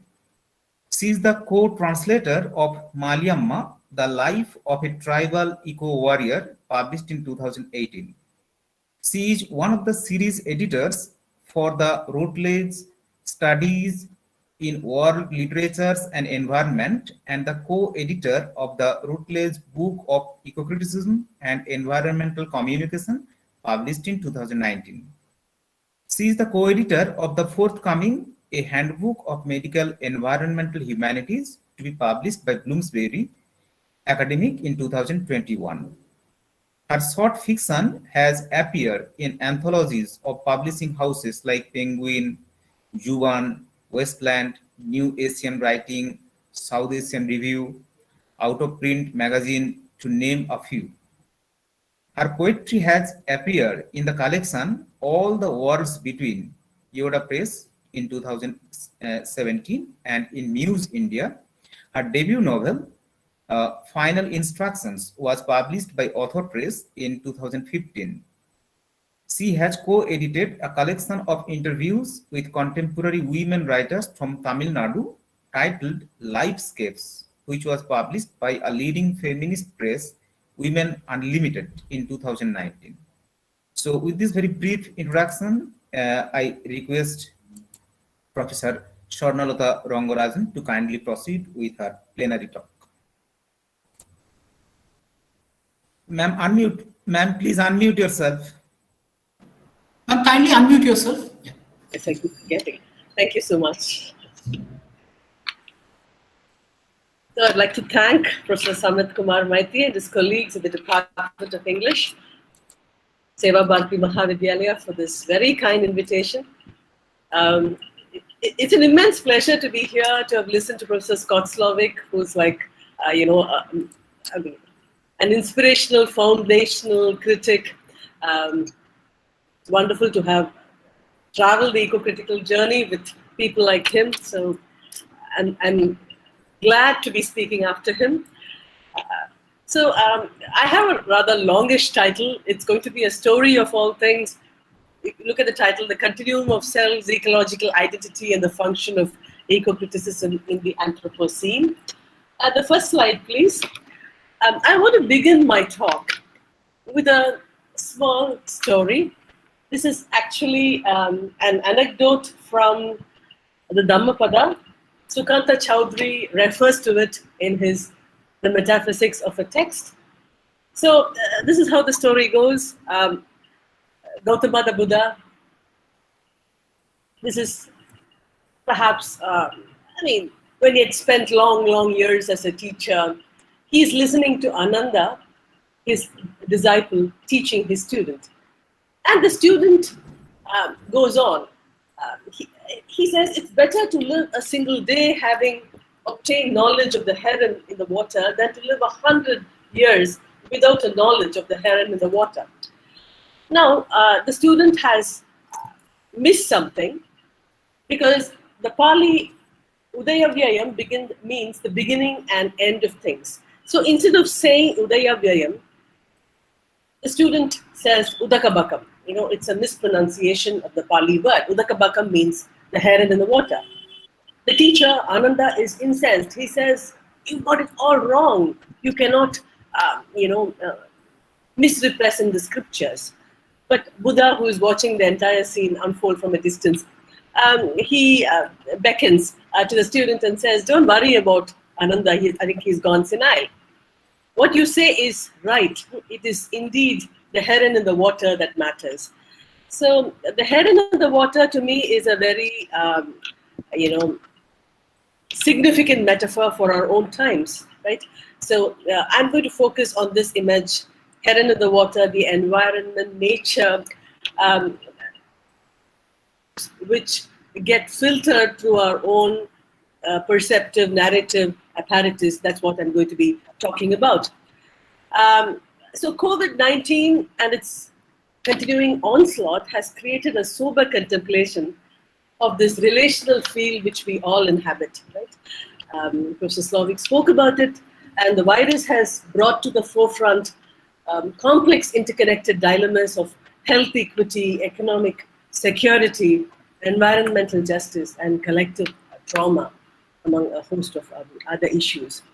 So Sadly, waste, rubbish, plastics, trash, dirt, debris in today's world are markers of matter's dark ecology, drawing attention to how much molecular garbage has infiltrated earth, water, and air, so that we can no longer encounter nature that is truly untouched by human contact. I'd like to quote Patricia Yeager's resonant phrase, trash becomes nature and nature becomes trash. So since trash is culture, it becomes impossible to disentangle this strange intertwining. We also come into the insight that matter is not inert. It's not an inanimate substance or object, right? Rather, matter is vital, it's vibrant, it's alive, and all non-human things, whether it's water, soil, stones, bacteria, viruses, toxins, atoms, the vast array of nature's constituents as well as cultures, trash and garbage are manifestly vibrant and possess various degrees of agentic capacity. So that's where the precarity also comes from, because everything has this agentic force in the Anthropocene world. So the old concept of matter as stable, inert, and of the human agent as a separate observer, always in control, is being replaced by a model which attempts to describe a world in which the human and more than human can exist in what Serpil Opperman calls an interactive lateral continuum. So my title draws inspiration from Opperman's phrase, lateral continuum. So when I talk about the continuum of ecological selves, I'm talking about what Stephen Rosen calls a non-dual duality, in which the two are fully integrated, yet they are distinct. And I would also like to invoke Karen Barad's concept of intra-action, which signifies the mutual constitution of entangled agencies. We are all entangled. That's our givenness today, our ecological givenness today. So Barrett also proposes a new onto-epistemology, which he calls the ethico-onto-epistemology, where everything is intertwined in an intra-activity of becoming, knowing, valuing. So Barrett writes that we do not obtain knowledge by standing outside the world. We know because we are of the world, we are part of the world in its differential becoming. So, so let us go on to the next slide, please. This is a very cherished quote. I was first introduced to it by Lawrence Coop in the Green Studies reader. So this quote is attributed to a 12th century Chinese Zen master Qin Yuan, who's trying to define a Satori moment. Right? So he says, before I studied Zen for 30 years, sorry, is there a problem? Am I audible? Yes, Yes, ma'am. Please go. Please go. Please go. Yeah. So before I had studied Zen for 30 years, I saw mountains as mountains, waters as waters. When I arrived at a more intimate knowledge, I came to the point when I saw that mountains are not mountains and waters are not waters. But now that I've got its very substance, I am at rest. For it's just that I see mountains once again as mountains and waters one again as waters. So are the three understandings the same or the different? Ask the master at the end of the discourse. Because in a Zen monastery, you cannot come up with easy answers, right? You'll get wrapped on the head, right? So I feel this is a question which is relevant for our troubled environmental times, these times of eco-precarity. So Qin Yuan passes through 3 stages of ecological environment. In the beginning, he takes nature for granted. I saw mountains as mountains and waters as waters. Then he goes on to reduce nature to a mere construct of the mind, a sign within a signifying system, right? And in the end, when he realizes his folly, he enters into a larger enlightenment, which includes mountains and waters as well as mind. So this is perhaps the mindfulness that Professor Slovic was talking about, right? A mindfulness which anchors itself in the present moment, in the quotidian, in the commonplace, a mind which is sensitive to the multiple inputs that this precarious world is hurling at us. So I'm just going to do this whirlwind tour of eco-criticism. I mean, I won't take up much time. So let me begin by saying that various schools of critical theory since the 1960s have participated in the project of denaturalization of nature, right? The revision of which is one of the primary aims of eco-criticism. So in the 60s and 70s, perhaps it was obligatory to declare that there is no such thing as nature. So nature became reduced to a term within a cultural discourse, a sign within a signifying system. So that's why eco-philosopher Kate Soper, she reacts to this reduction of nature to a mere linguistic construct. And she very beautifully says that, I quote, "In short, it is not language which has a hole in the ozone layer, and the real thing continues to be polluted and degraded even as we refine our deconstructed insights at the level of the signifier." So what is the real thing? What is nature? Raymond Williams alerted us to the difficulty of defining nature. He says nature is perhaps the most complex word we have in the language. And journalist Bill McKibben's influential book on climate change, written in 1989, called The End of Nature, discusses how nature as we know it has ended due to excessive modification of the earth by humans, which is a characteristic feature of the Anthropocene age. So McKibben says, we have changed the atmosphere, we are changing the weather. We have deprived nature of its independence, and that is fatal to its meaning. Nature's independence is in its meaning. Without it, there is nothing but us. Can we go to the next slide, please? The next one, defining nature. Thank you. So the end of nature is therefore more than anything the end of an idea, the end of an independent, mysterious force that is beyond human control. So nature in this new paradigm perhaps is reduced to a problem that has to be worked out through a human intervention. Professor Slovic referred to Timothy Morton's provocatively titled book, Ecology Without Nature. I think he referred to him. I don't know whether he referred to ecology without nature, but Morton again makes this point that the very idea of nature as a transcendental, independent term which informs our arts, ethics, philosophy, and ecological politics may become obsolete with a heightened understanding of what truly constitutes ecological thinking. So the ecological thought does not refer to natural things alone. On the other hand, it denotes the interconnected mesh of everything that surrounds us and of which we are a part. So Morton concludes famously that in order to think in a truly ecological way, we have to let go of nature.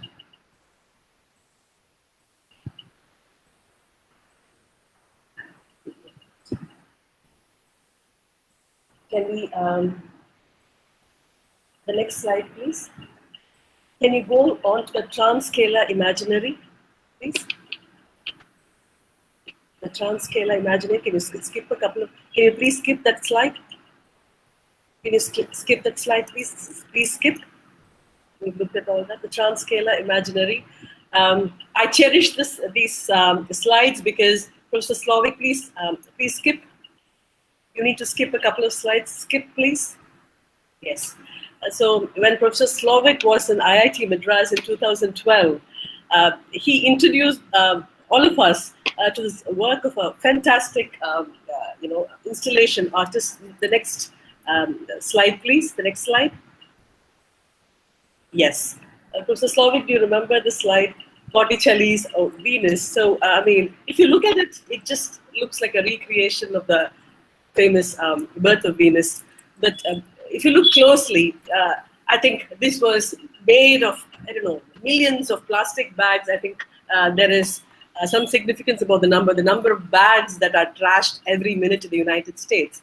So the next slide, please. Yes. So this is Chris Jordan. This is Professor Slavic's slide. Copyright, Professor Slavic. I thought of you when I put it yesterday. Yes. So, so this is what the transscalar imaginary is. See, when we step very close, we can see the plastic bags. But when we step away, we can only see the painting. We can't see the bags. So you need to have both the perspectives, the close perspective as well as the distant perspective. That's what Anthropocene thinking really demands. And that's what Thomas Morton is talking about, Timothy Morton is talking about, because he talks about how we can coexist with human life forms, non-human life forms, non-life forms, with the ecosystem, the biosphere, climate, planet. So it's a mind-boggling set of connections. So it's like a multiple series of nested Russian dolls, whales within whales within whales, as he puts it. So, so who and where we are is a complex, riddled question in the Anthropocene. The Anthropocene, a term coined by Eugene Stormer in the 1980s, popularized by Paul Crutzen in the 2000s, is a disputed term referring to the new epoch in which human actions have irreparably affected the planet.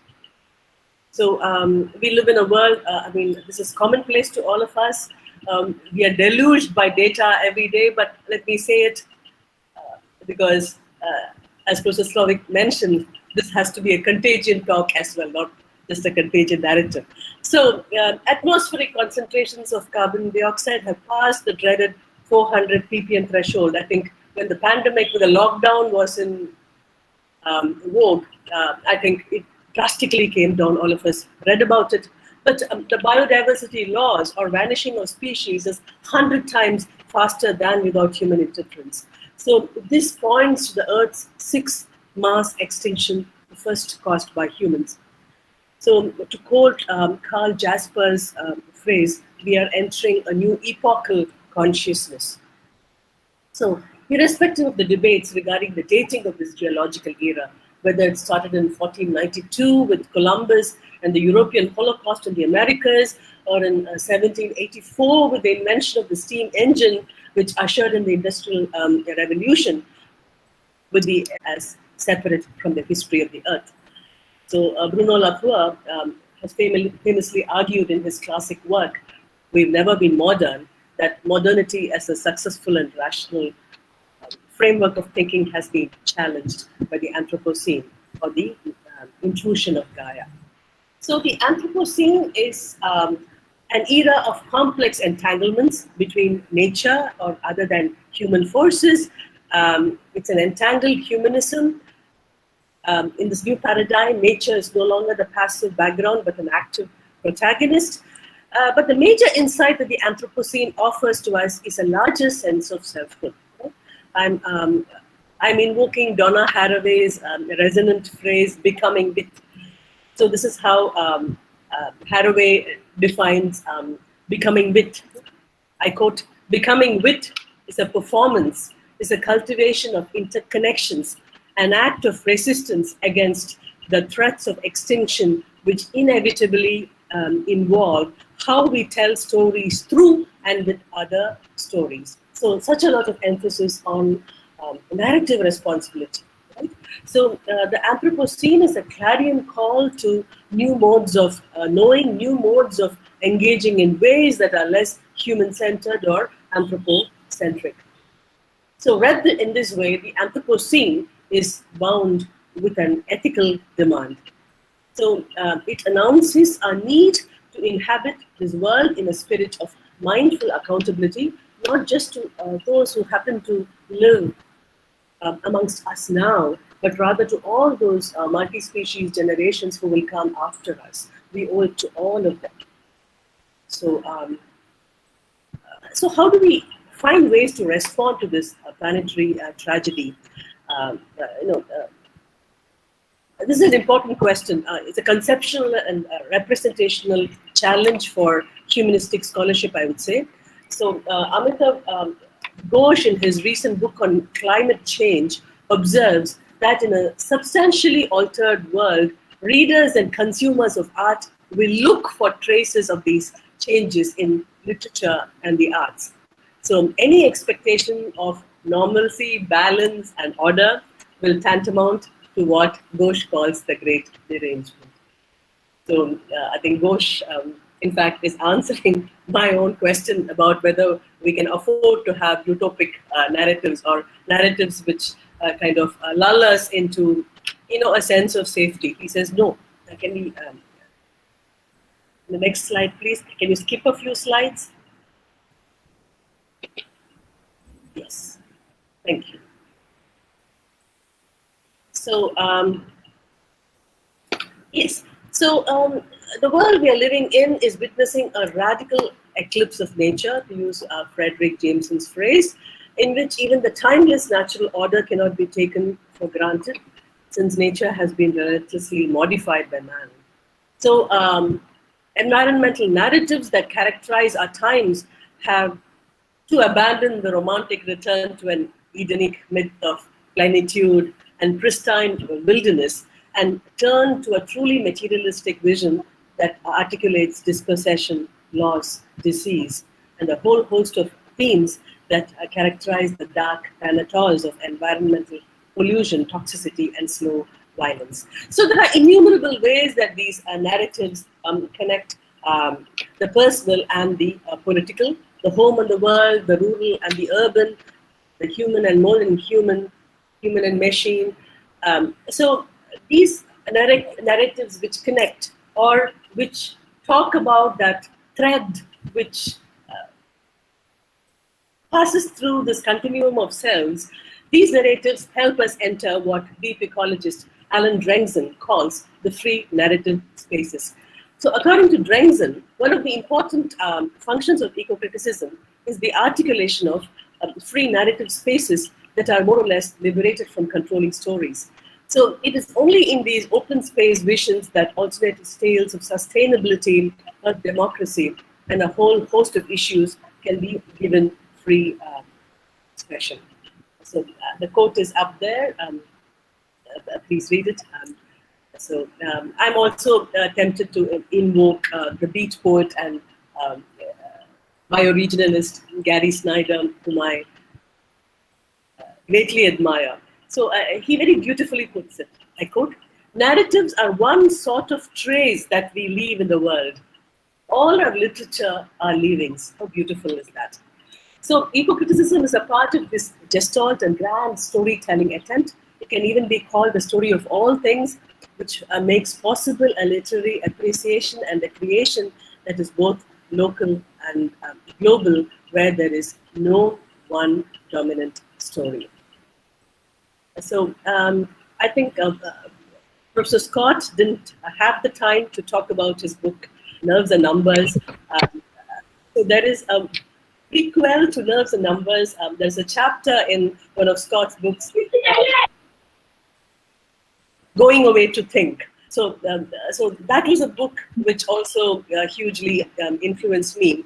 So there, Professor Slavik talks about how in today's culture we live in a condition of inundation, like about how we are up to our necks in fragments of information, facts, and figures. So, as a species, inclined to care about individual cases and to be disinterested by vast processes and numerical descriptions, Professor Slavik says, we struggle to understand big numbers, whether these numbers describe quantities of things or the kinds of vast processes. So the sudden cataclysms or slow, barely perceptible systemic changes that we are told are occurring in the natural world. So this is exactly what Rob Nixon talks about, slow violence. So Professor Slavik, gives us an example of what is it to meditate on quantification, because we live in a culture of numbers, right? Where truth inheres in numbers. So he quotes or he cites Annie Dillard's 1999 book for the time being. So I quote, "There are 1 billion plus people alive now in China. To get a feel of for what this means, simply take yourself in all your singularity, importance, complexity, and love, and multiply it by 1 billion plus. See, nothing to it. Who can perform such a simple act of multiplication? Simply do the math. So, so this is again a powerful statement. So, I'm reminded of what Henry Thoreau once wrote. So he says, we need to be provoked, goaded like oxen as we are into a trot. So so the challenge is how do we move in a way that will help us adapt to the dangers of the modern as well as the future planet. So that's a very real question. So can you skip a few slides, please?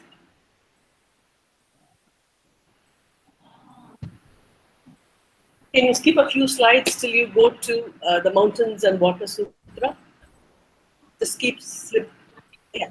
Can you stop there, please? Yeah. So, so this is again. I'm so sorry to be so anecdotal in my lecture. Again, this is something from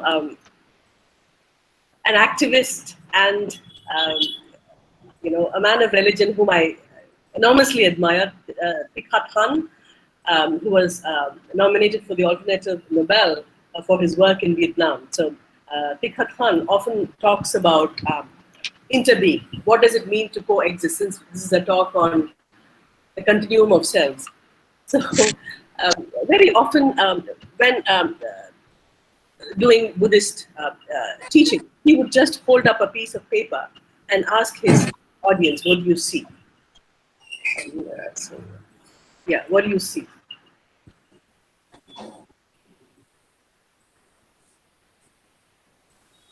So people would say it's a piece of paper, and I mean the usual questions. But Thich Nhat Hanh would say, I mean, do you see the sun shining? Do you see the clouds that made the rain? Do you see the rain that fed the tree? Do you see the man who cut the tree? Do you see the cart which took the log to the lumber house? Do you see his parents who brought him up to be a good lumberman? So he'll say, in short, the whole of existence is contained in that one sheet of paper. So I think that's a very profound message even for our ecological dharma. Next slide, please. Yeah, the next slide. We looked at this. Next slide, please. Yes. So this is, again,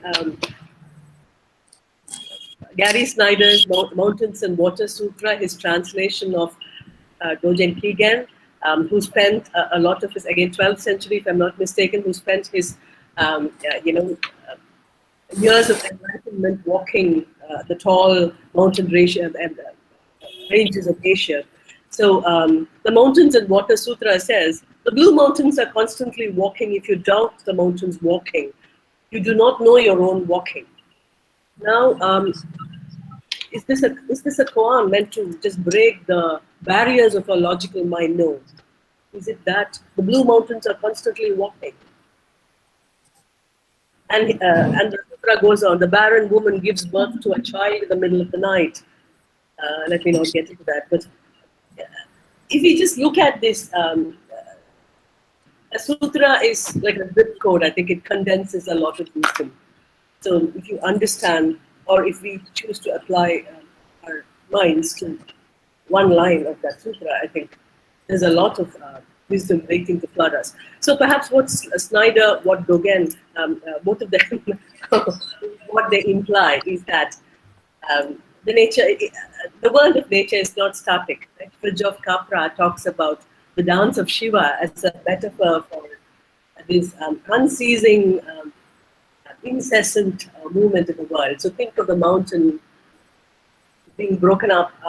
Think of the little stones at the soil entering little rivulets of water, which reach rivers, which join the sea, which again go up, come back as rain. So nature moves. So I mean, one has to understand that and revere that, right?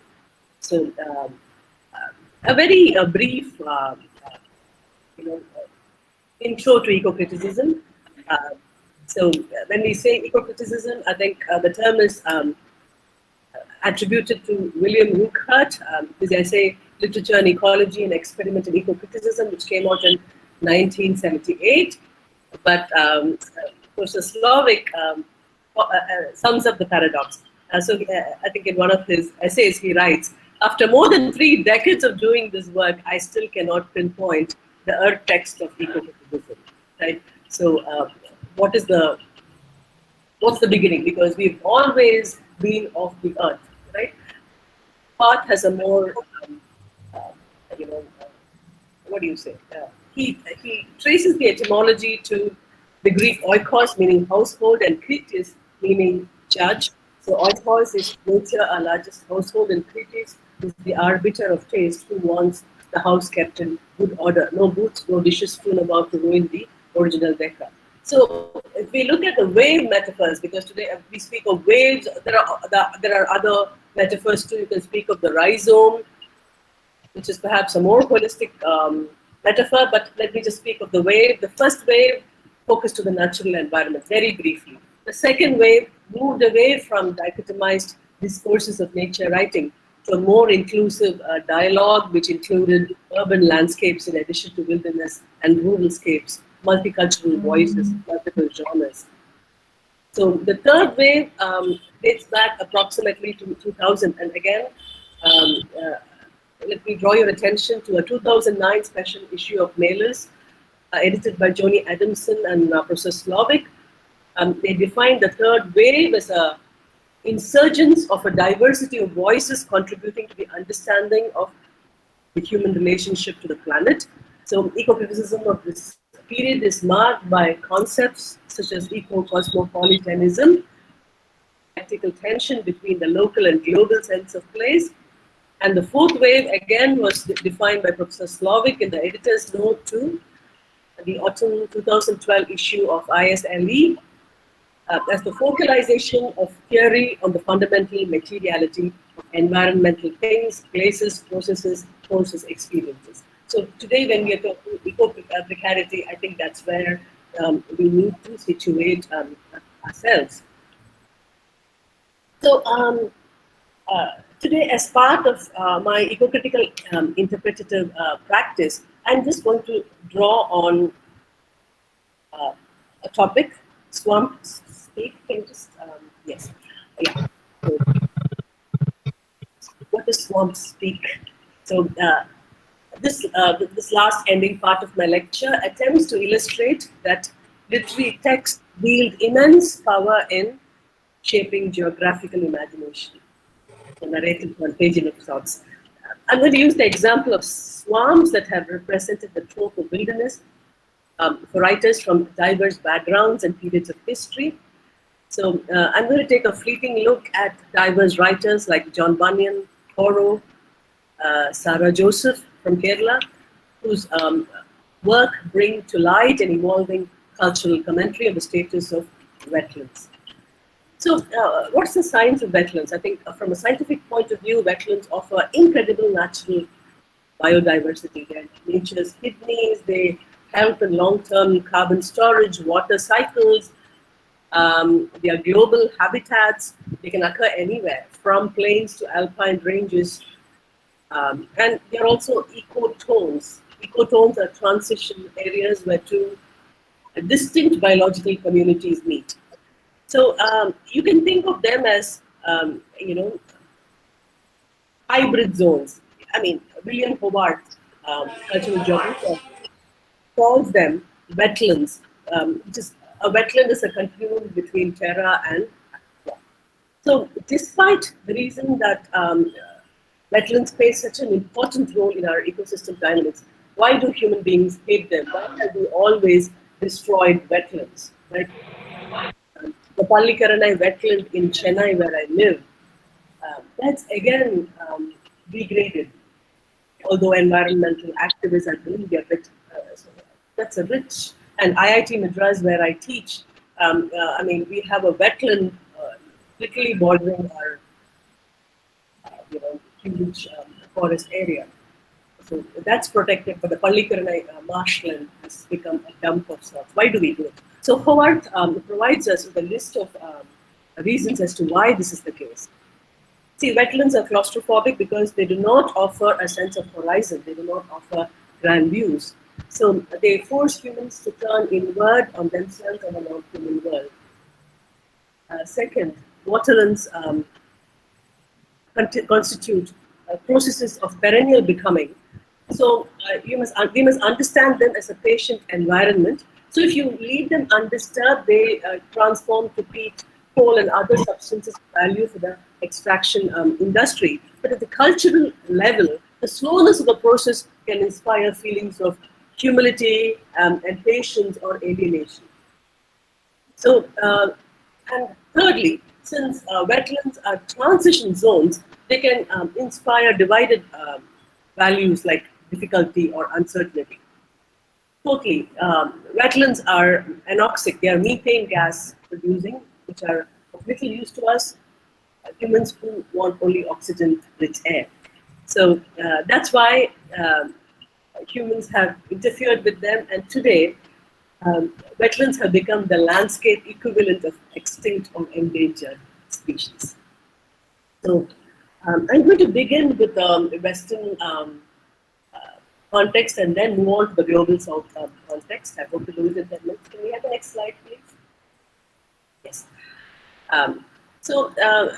When we look at the European colonization of America, I think wetland drainage has constituted a major part of the disaster.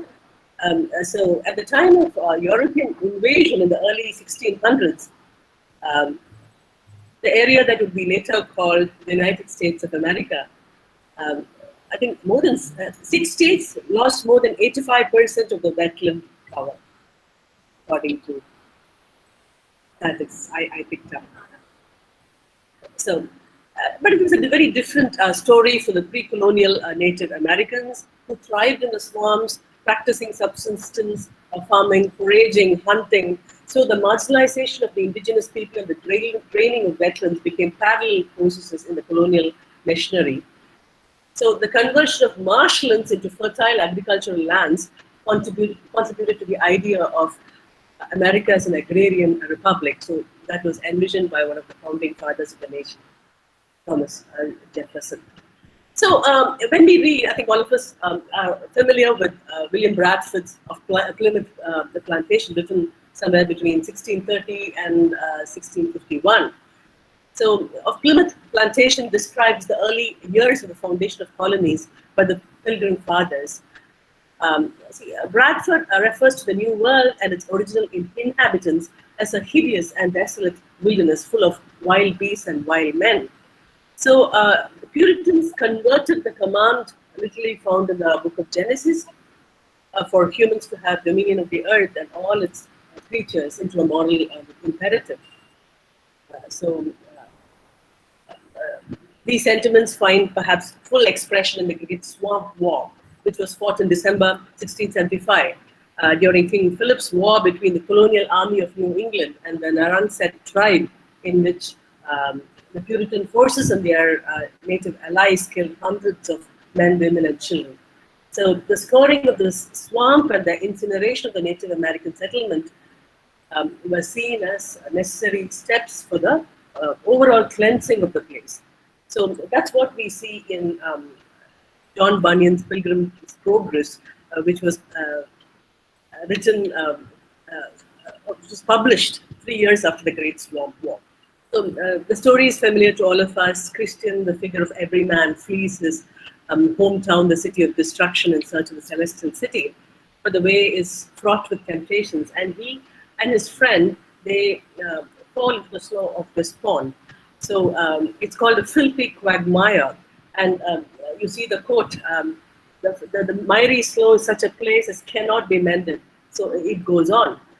So it has swallowed up at least 20,000 cartloads, millions of wholesome instructions.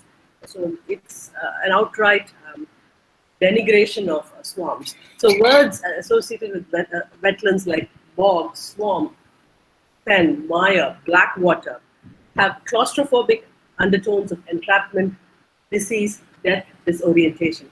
What William Duckert calls the human fear of interstitial geography.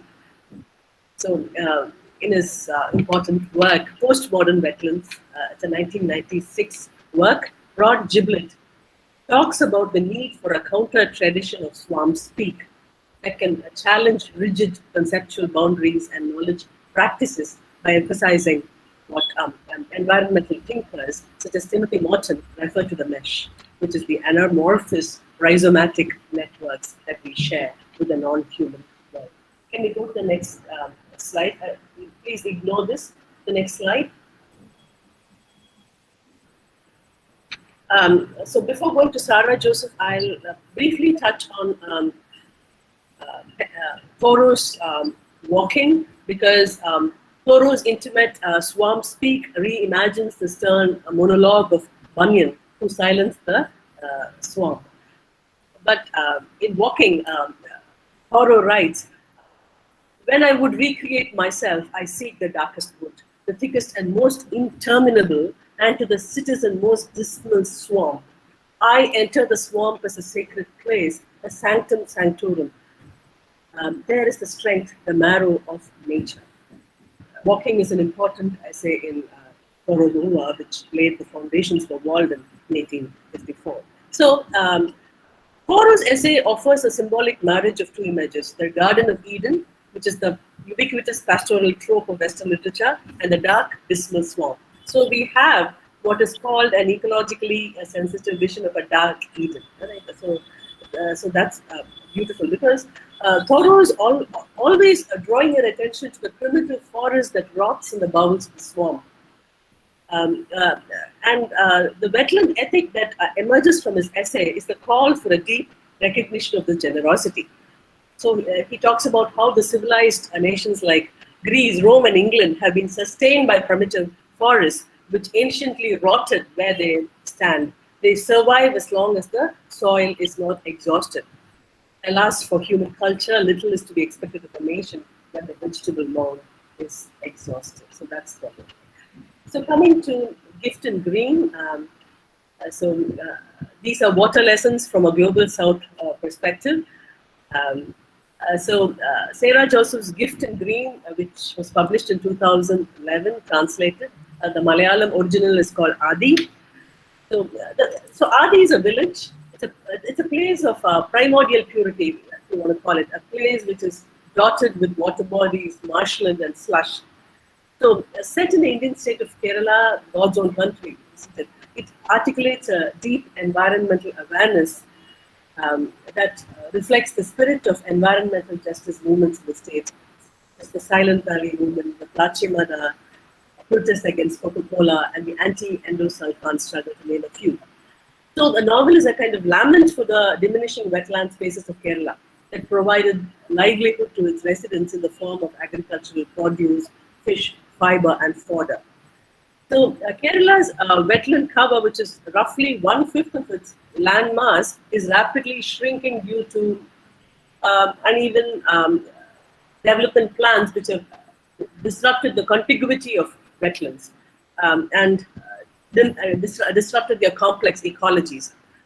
For example, the Kapgari wasteland, which is the biggest of its kind in northern Kerala, it spreads over an area of more than 1,200 square kilometers, is under threat of pollution, landfilling, sand, laterite mining, unscientific development of tourism, name it. So the original inhabitants of the Adi village in this novel are members of the Pulaya Dalit community. They are a despised and ill-treated people who make a covenant with the small island that brims with clear and sweet waters. They are the ecosystem people, if we need to use Gohan Gadgil's term. They learn to grow rice in the salt waters of the marshlands and subsist on the abundant fish and crabs near the mangroves. But there is a cataclysmic change when an original inhabitant of the village, Kumaran, he goes to the city and he comes back with plans of material progress, which disrupts the community's ancient ways. The pristine island soon becomes a sewage dump, since Kumaran has law on his side and he offers to rid the city of its waste And this results in the unethical dumping of waste in the vicinity of Adi, which causes an all-round asphyxiation and choking of the marshlands. So, without much ado, let me go to the swamp speak, because chapter 16 of the novel presents swamp speak through the language of myth and storytelling.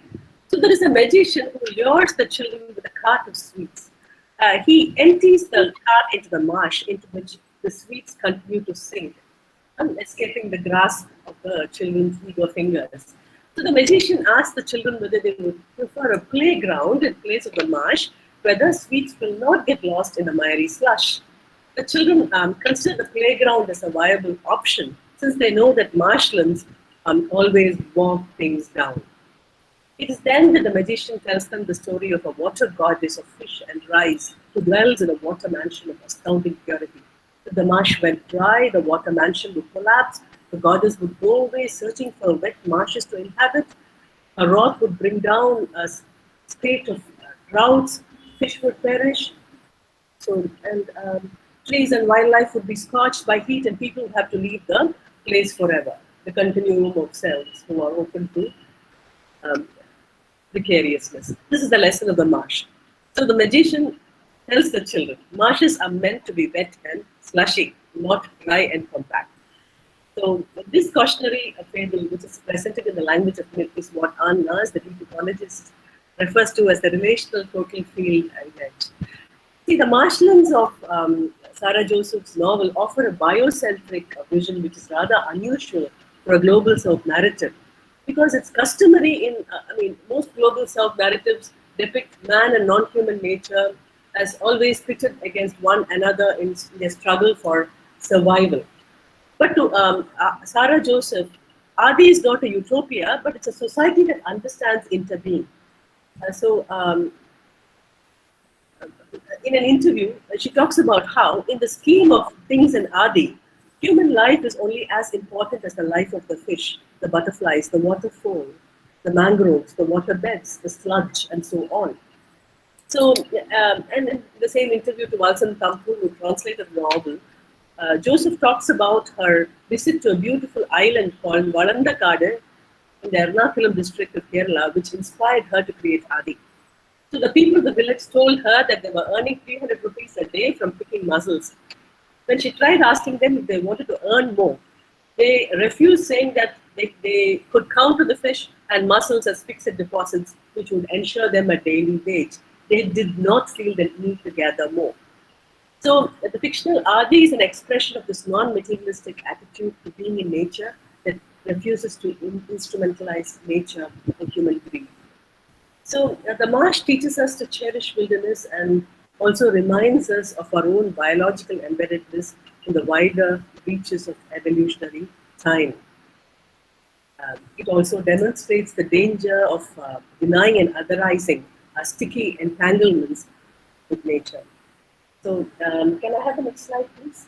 Yes. So So in conclusion, I'd like to talk about how eco-critical praxis in times of crisis like ours necessitates a major shift in perception. Coming home to the realization, the world is your body. I'm using Alan Watts' resonant phrase, the world is your body. I'd also like to invoke this image of Indra's net from the Buddhist Avatamsaka Sutra, which is used by Buddhists and also perhaps even quantum scientists are fond of this metaphor, because it talks about the hidden interconnections and interdependency of the quantum connections interlacing the entire universe and connecting us to every particle of the matter. So, as the story goes, at the nodal juncture of Indira's fable net filling the whole of space is a multifaceted jewel representing a life form or a unit of consciousness which reflects all the other jewels in the material matrix. Since each jewel is intrinsically connected to all the others in the net, a slight change in one jewel is reflected in all the others and the entirety of space. So, although presented in mythic terms, this image reminds us of the myriad strands that constitute the web of life and the complex material and cultural circuits that crisscross the globe. So eco-critical praxis is one of the myriad ways of honoring what Buddhists call a sangha, the great community of earth beings. So it is only the sangha, the great eco-critical sangha, which perhaps can alert us to the fragility and also the preciousness of life in the Anthropocene. Thank you so much for your patience. Thank you, ma'am. Thank you for this wonderful paper. Throughout the paper, you have talked about the evolution of ecological identity, and your work seems to be highly influenced by Buddhist and Zionist philosophy.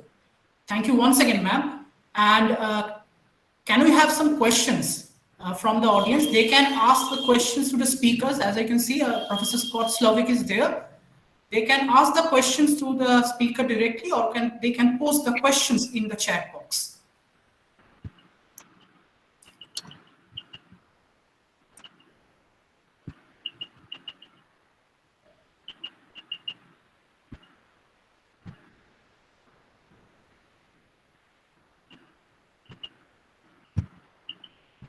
Yes, can we have any questions?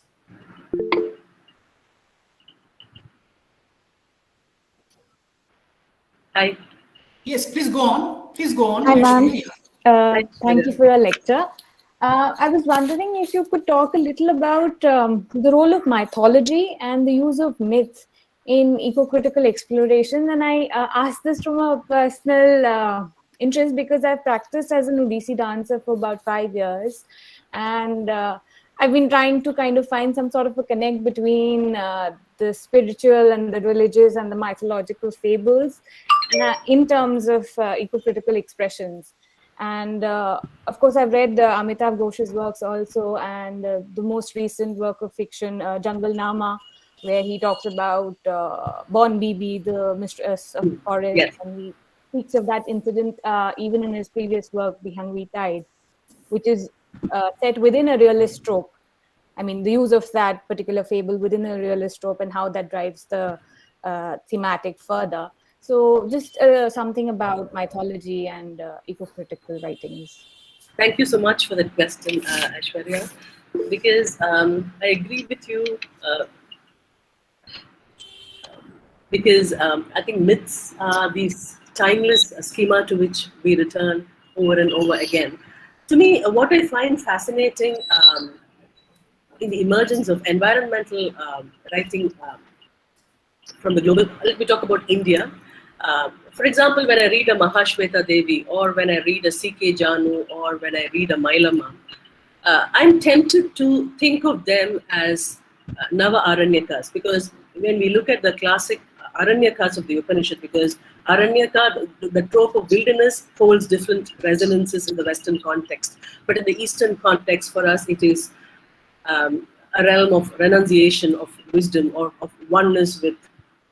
And very often women are excluded. You can't go to a forest for a vanaprastha, for a the last phase of one's life, unless you are a rishi patni, or unless you're the spouse of a sage. So when I read writers like Ambai has this wonderful collection of short stories, In the Forest, a Deer. And there is a novella called The Forest in the same anthology, where she recreates the Ramayana. It's a Sitayana of sorts. But the modern day Sita goes to the forest to kind of, understand herself. And you have, she has left behind the trappings of civilization, all her dejection and sorrow, but it's only in the forest that she discovers who she is. And similarly, when I look at writers like Volga, the activist writer from Andhra Pradesh, she too has many retellings of the Ramayana. So in Volga's short stories, for example, I'm thinking of a short story called Reunion. Sita and her classic Ada, Surpanaka, they meet as friends in the forest. The forest becomes a place where you explore community life, where you explore bonding, sisterhood, where you, this eco-feminist retelling of myths, that's something very fascinating. I see that happening with Mahashweta's. You have the famous Draupadi short story, for instance. Draupadi. So yeah. I think we need to revisit our classics because when we look at the Mahabharata epic, for instance, the burning of the Khandava forest. So how it's presented in the received version, the Valmiki, not the Valmiki, the Vedvyas, the received version is when the palace of Indraprastha is being built, the Khandava forest, it's presented as, the god of fire, Agni, is hungry, he wants food. So all these animals and all these Kinnaras and Kimpurishas, that's again a euphemism for the tribals of the forest. They willingly offer themselves up hunger of Agni. But today, when we look at an environmental scenario in a country like ours, which is inflected by dimensions of class, caste, gender, we need new stories, we need new myths. We need to keep our roots intact, but we need to revisit it. I think that is also one of the features of, cultural critical practice. My answer. Thank you for that question. Sorry, Professor Scott, you have it. Yeah, there is this question by Professor Scott Slovic. Would you like to take that? Yeah, I'm not able to see it for some strange reason. Okay, ma'am, should I read it for you? Yeah, thank you. Okay, do you see any trends, new waves emerging in the field of eco-criticism?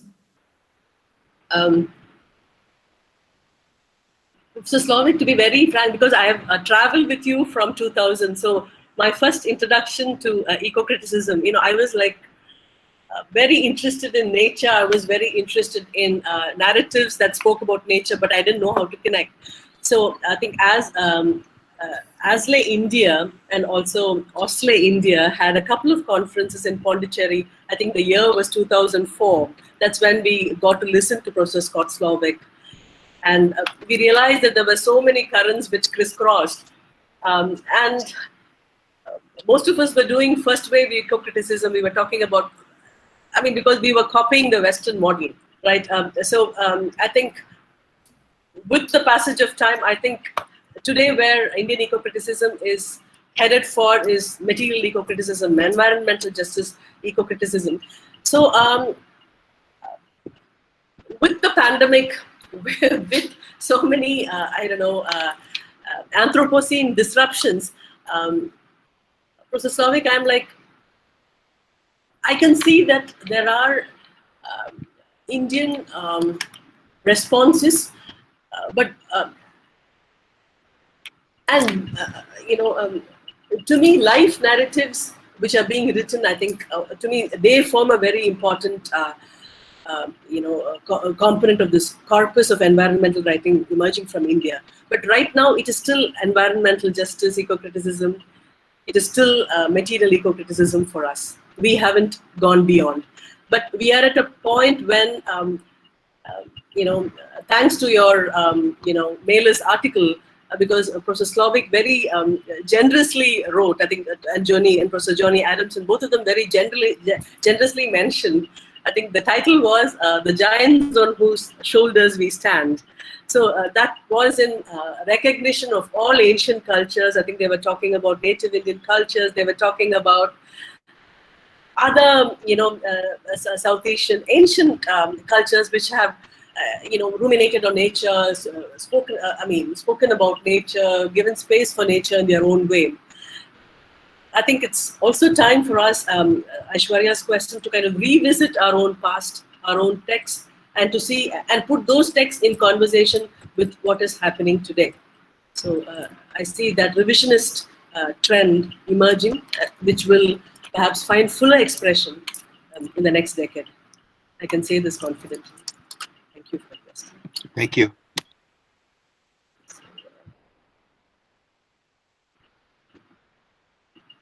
So I think there is a question from Nita. I'd like to know about the religious aspects of eco-criticism. We are familiar with Hindu traditions. can you touch upon Christian, Islamic, and other religious concepts of nature? So thank you for that question, Anita, because I was just reading up on the Cochin Jews of Kerala. They call the Cochin Jews, but most of them have gone back to Israel. And the article talks about how see, Kerala is a lush green country, and these people had become so much a part of the mainstream tradition, because they've been there for centuries. And finally, when they went back to the homeland, I think what they tried to do was to recreate the lushness of the homeland. So there are stories of these, people who went back and greened the deserts wherever they were. But to answer your question about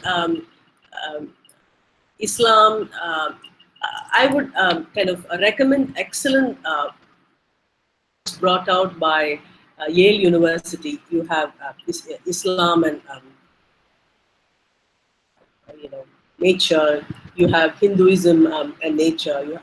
So there, world religions. How do they respond to the environmental crisis? I think they have an entire series. So as far as the Christian outlook goes, I think it's about environmental stewardship. So there was a lot of controversy when a Harvard scholar, Lynn White Jr., picked out a passage from the book of Genesis, which said, God says, I give you dominion over birds that fly in air and fish that swim. So that Western environmental violence perhaps took its roots or took inspiration from this Genesis text, and there was a huge response to that. And scholars have started interpreting the stewardship ethic. So if Buddhism talks about interbeing, if Hinduism talks about the Bhuta theory, the Panchabhuta, which has a lot of resonances with material eco-criticism, right? So the 5-element theory. So Christianity talks about this covenant, this pact, this how one needs to take care. So I think most world religions, even Islam, I think Islam talks about the little green man. I think the Quran talks about the little green man, which is the green impulse, right? So I think all world religions understand and appreciate the importance of religion, but we must also understand that they were written during certain life periods, propelled by different circumstances. So that's why it becomes the function of religious scholars to reinterpret texts in order to, environmental, writing of our times. Thank you. Ma'am, there is also one question by Professor Joydeep Ghosh. Should I read it out for you? I'm not able to see it in the chat box. Okay, ma'am. I'll just read it out for you in that case. Would you please highlight on how far the colonial project is responsible for the ecological degradation that has been carried out further in the post-colonial world? Well, so much can be said about it. When we talk about monoculture plantations in Sri Lanka as well as India, or when we talk, or Amitav Ghosh's novels, which will sensitize you to, how the colonial masters perhaps transported not just their favorite plant species, but also the ideas of what is good for the bioregion, disrupting the ecosystems which have thrived for such a long time. But so I think the way to tame people is also the way it also goes hand in hand with the taming of the land, right? In the post-colonial scenario, well, I think I can only think of globalization and the. I don't have to talk about it. It's. I live in a state where we talk about super highways which connect cities, and there were huge farmer protests about how agricultural land was just taken away for these mega developmental projects to happen. Whether it's Chipko or whether it is the Vedanta, it's the same story all over again. Development, we haven't reached the post-development stage. I think that's the problem. So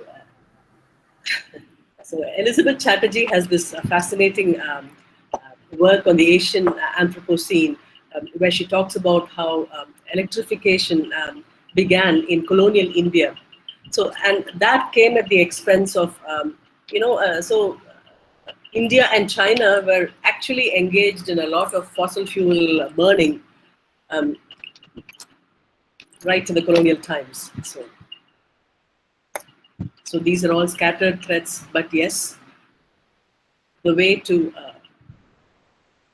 destroy culture is to destroy the land. I'd like to invoke the ancient eco-critical theory that India has produced, the Tinai practiced by the ancient Sangam Tamils. So Tinai, you have the 5 Tinai, so the 5 eco-zones. So you would have the Palai, the desert, or the mountains, or the the agricultural land, or the plains, or the littoral landscapes. So what was nice about these 5 landscapes is everything is integrated, the flora, fauna, and literature.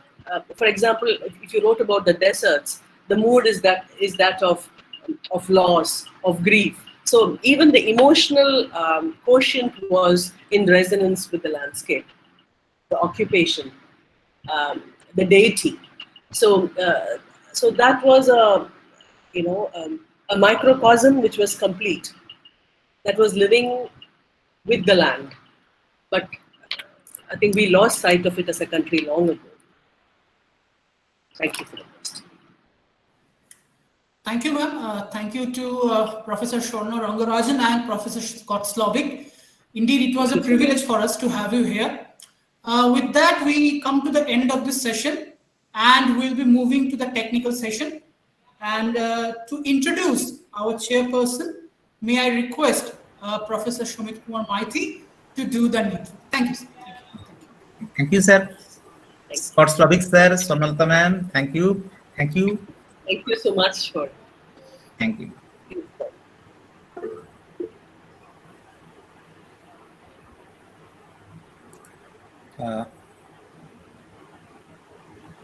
I feel honored and privileged to introduce Mr. Shubhendu Shekhar Noskar, Assistant Professor, Department of English, Vidyasagar University. Now, Mr. Shubhendu Shekhar Noskar has published a considerable number of articles in various national and international journals.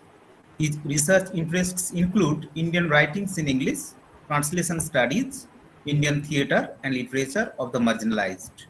Now, with this very brief introduction, I now request Professor Shubhendu Shekhar Noskar to kindly proceed with the technical session. And this session is a paper presentation session, and there are 5 paper presenters in this session.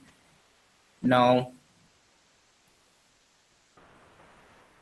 thank you, Dr. Maiti. A very good morning to all of you, distinguished speakers, resource persons, and scholars.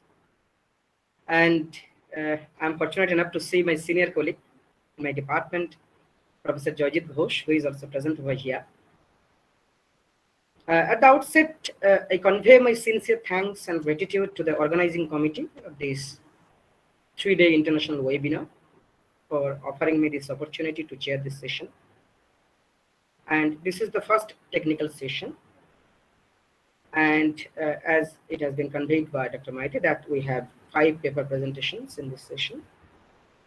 And for your kind information, we will accept questions. We will have the interactive session. at the end of all the presentations.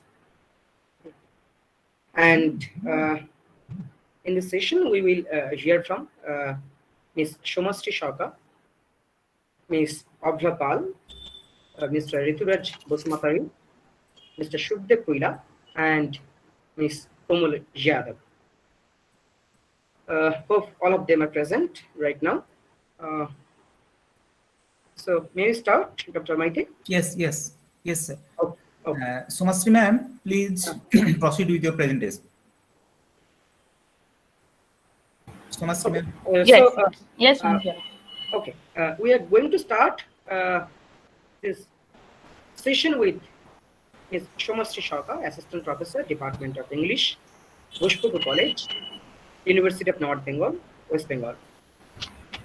And the title of our presentation is Jeanette Winterson's The Stone Gods, Imagining Ecological Crisis in Speculative Time Scale. So over to you, ma'am. Please start with it. Yes, thank you so much, Professor Noshkar and Dr. Shomit Kumar Maiti. And it was wonderful listening to Professor Slovik and Professor Rangarajan. So without further ado, I'll start with my presentation. I'll read out. This is, I have a written thing, not a PPT. So as already said that the title of my presentation is Jeanette Winterson's The Stone Gods, Imagining Ecological Crisis in Speculative Time Scales. The Anthropocene is in important ways a slogan for the age of climate change, as Jedediah Purdy points out in his After Nature, A Politics for the Anthropocene. The anthropogenic climate change prompting the concern for mass extinction has instigated scientists to frame policies and design apparatuses to contain the climate change and evade the eventual rapid process of mass extinction. This concern over the eventual extinction of species, which also includes human species, tests the idea of a futuristic timescale after the extinction of human beings, when the planet will bear the scars of a species having created such impact on the planet that their existence will be discernible as a distinct geological strata, that is, the Anthropocene. And this is said by Colebrook in The Anthropocene and the Archive. Questions like, where will human civilization will be some, say, 50,000 years into the future? What is our ultimate destiny?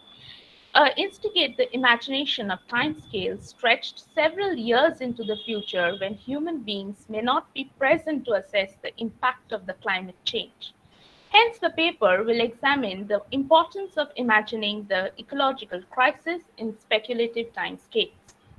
Keeping in view the ongoing climate change and the threat of the eventual climate catastrophe, Jeanette Winterson's The Cautionary Tale, The Stone Gods, focuses on a repeating world. It has a circular narrative pattern suggesting the repetitive nature of human beings who fail to learn from their mistakes. The narrative insists that the future of the planet is uncertain. It further suggests human beings aren't just in a mess, we are a mess. We have made every mistake, justified ourselves, and made the same mistakes again and again. It's as though we are doomed to repetition. The repetition of human errors seem to develop, above all, the almost tyrannical effect of fixating the circular recurrence of human misery and thus endlessly prolonging it, says Martin Riddle-Schimmer in Infinitely Repeating a Reading of the Stone Gods. Winterson's circular narrative framework accommodates two sections, namely Planet Blue, Easter Island, Post-War, and Rex City. All these four parts are set in different time scales, yet are bound by the common idea that universe is an imprint, suggesting you cannot separate yourself from the imprint, and that human is a part of the imprint, and human beings continuously participate in the pattern of imprinting universe and vice versa. This reiterates the repetitive pattern of existence, as what Winterson says it again and again in the narrative, that it is a repeating world. The anticipation of the anthropogenic global climate crisis in the Stone Gods meets with the author's strategy to defy the usual human time scale in order to imagine a world before and after human existence.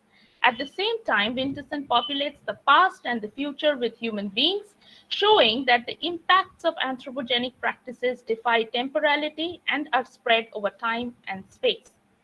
Winterson's novel executes the mental time travel by employing a circular narrative structure, insisting that history repeats itself, and so do human mistakes.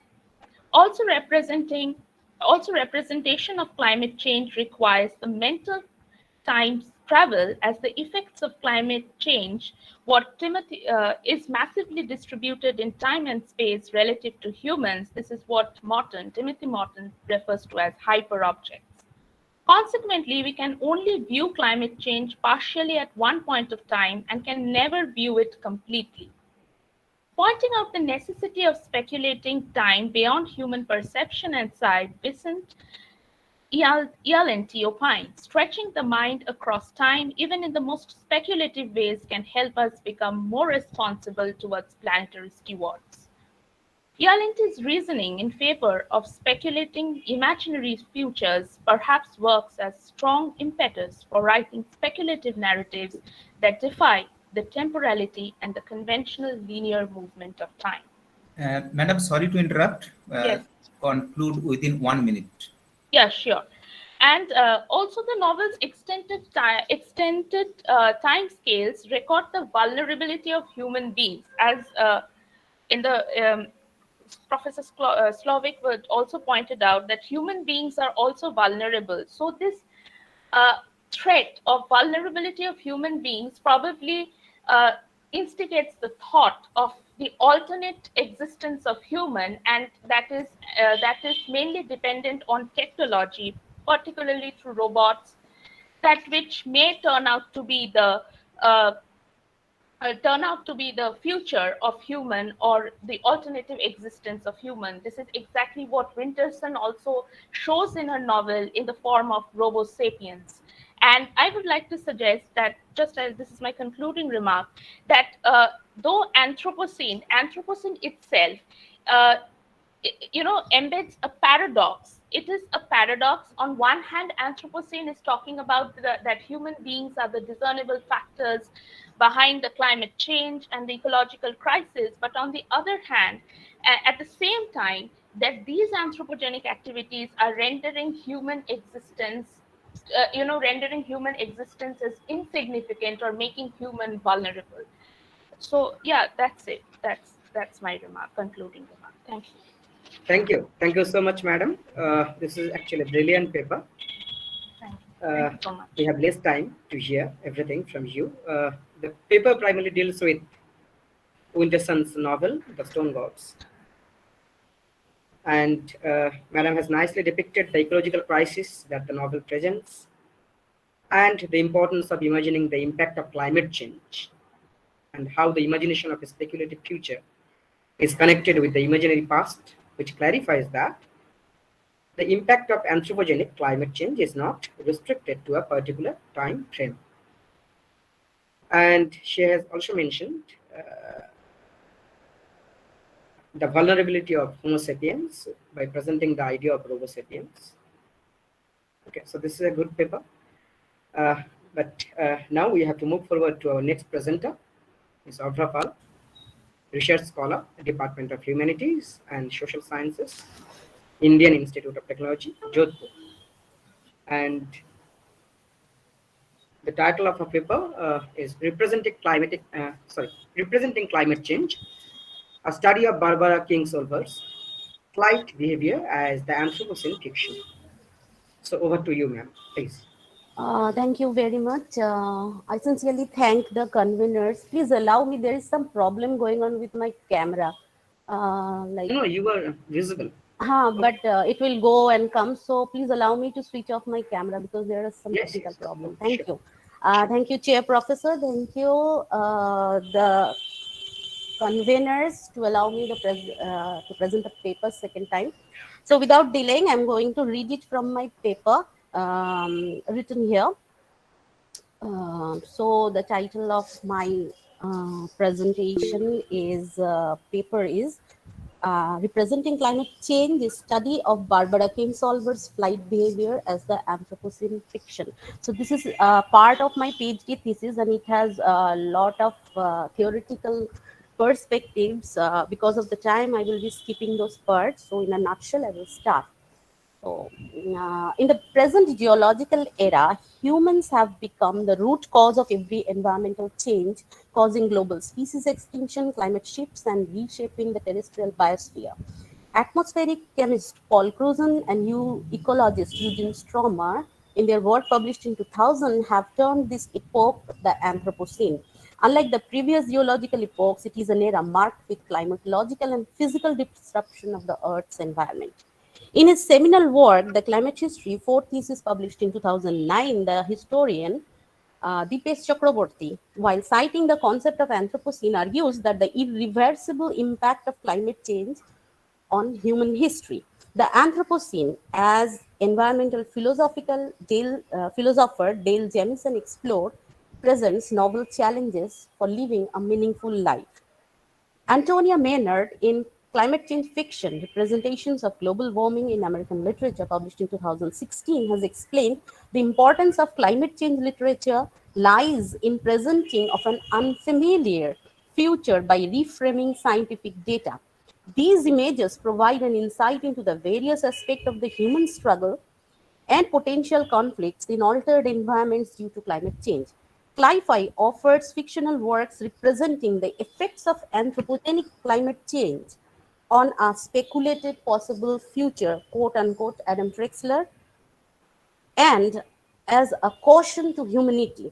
Thus, cli-fi or climate fiction is both prediction narratives and cautionary tales. So in the next part, I'm skipping the literature survey on Barbara Kingsolver and Anthropocene fiction and as the literary part, so directly going to the textual analysis part. So this particular paper aims to present an analysis of Barbara Kingsolver's fiction, Flight Behavior, published in 2012 as the Anthropocene fiction.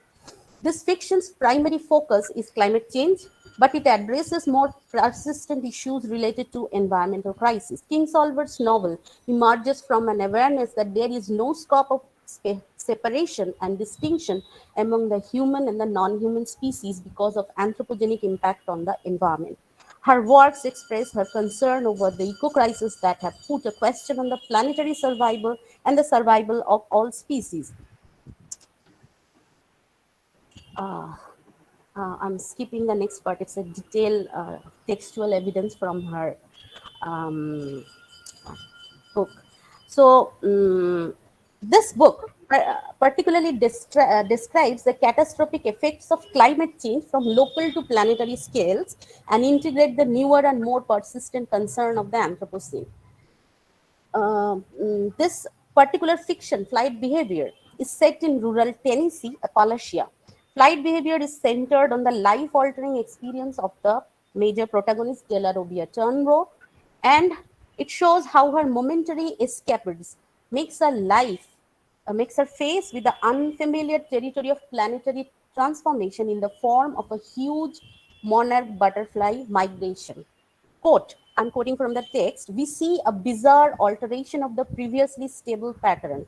He said, finally, this is a quote from Ovid Byron, a continental ecosystem breaking down, most likely this is due to climate change.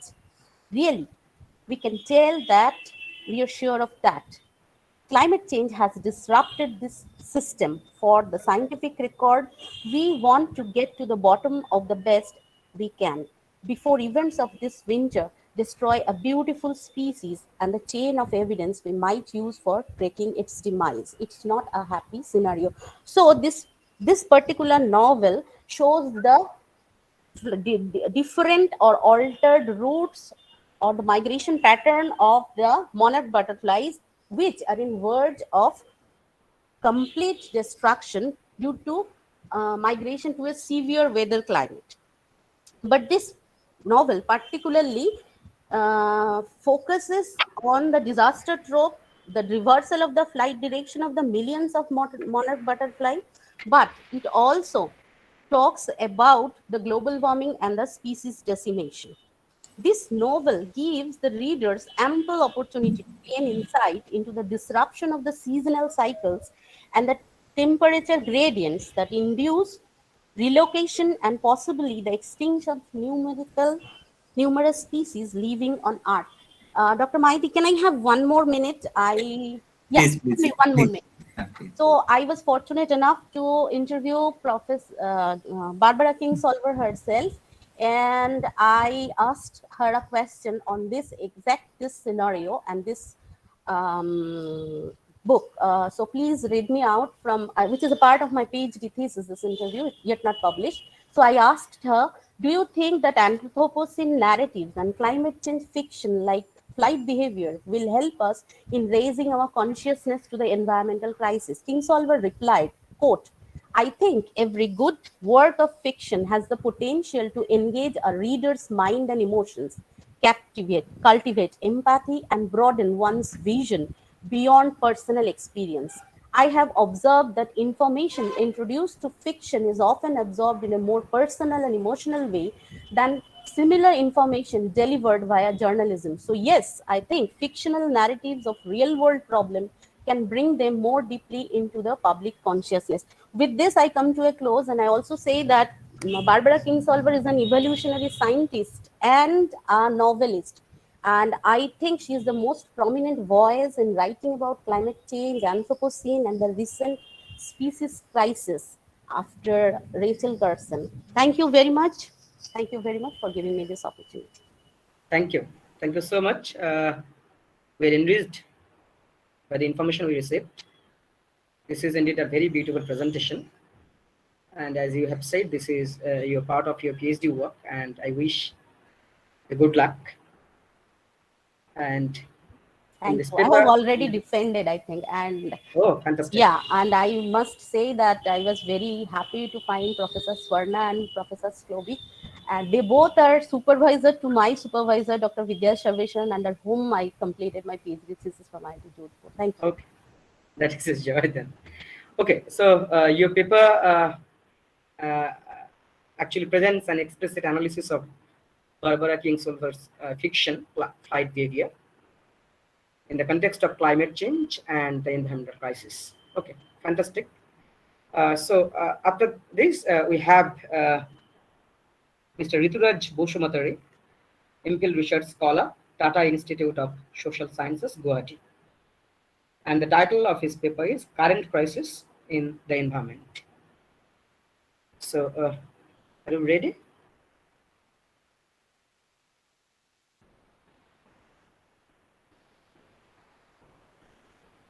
Dr. Baiti, is he present? I think Rituraj is not present. So move to the next presenter. Okay. Then we have to move ahead. And the next presenter is Shukdev Kuila, Mr. Shukdev Kuila. Okay. Shukdev. So are you ready, sir? Mr. Shukdev Kuila? Shukdev is present. Yes. So he is a state-aided college teacher from Sukuma Sengupta Mahavidyalaya, Keshpur. And the title of his book is A Clarion Call for Green Battle, Fending the Modern Nature in Elise McLean's young adult fiction, The Art is My Mother. So please start with it. Am I audible, sir? Yes, perfectly audible. I convey my heartiest regard to the chairperson and my respect to all of you present here.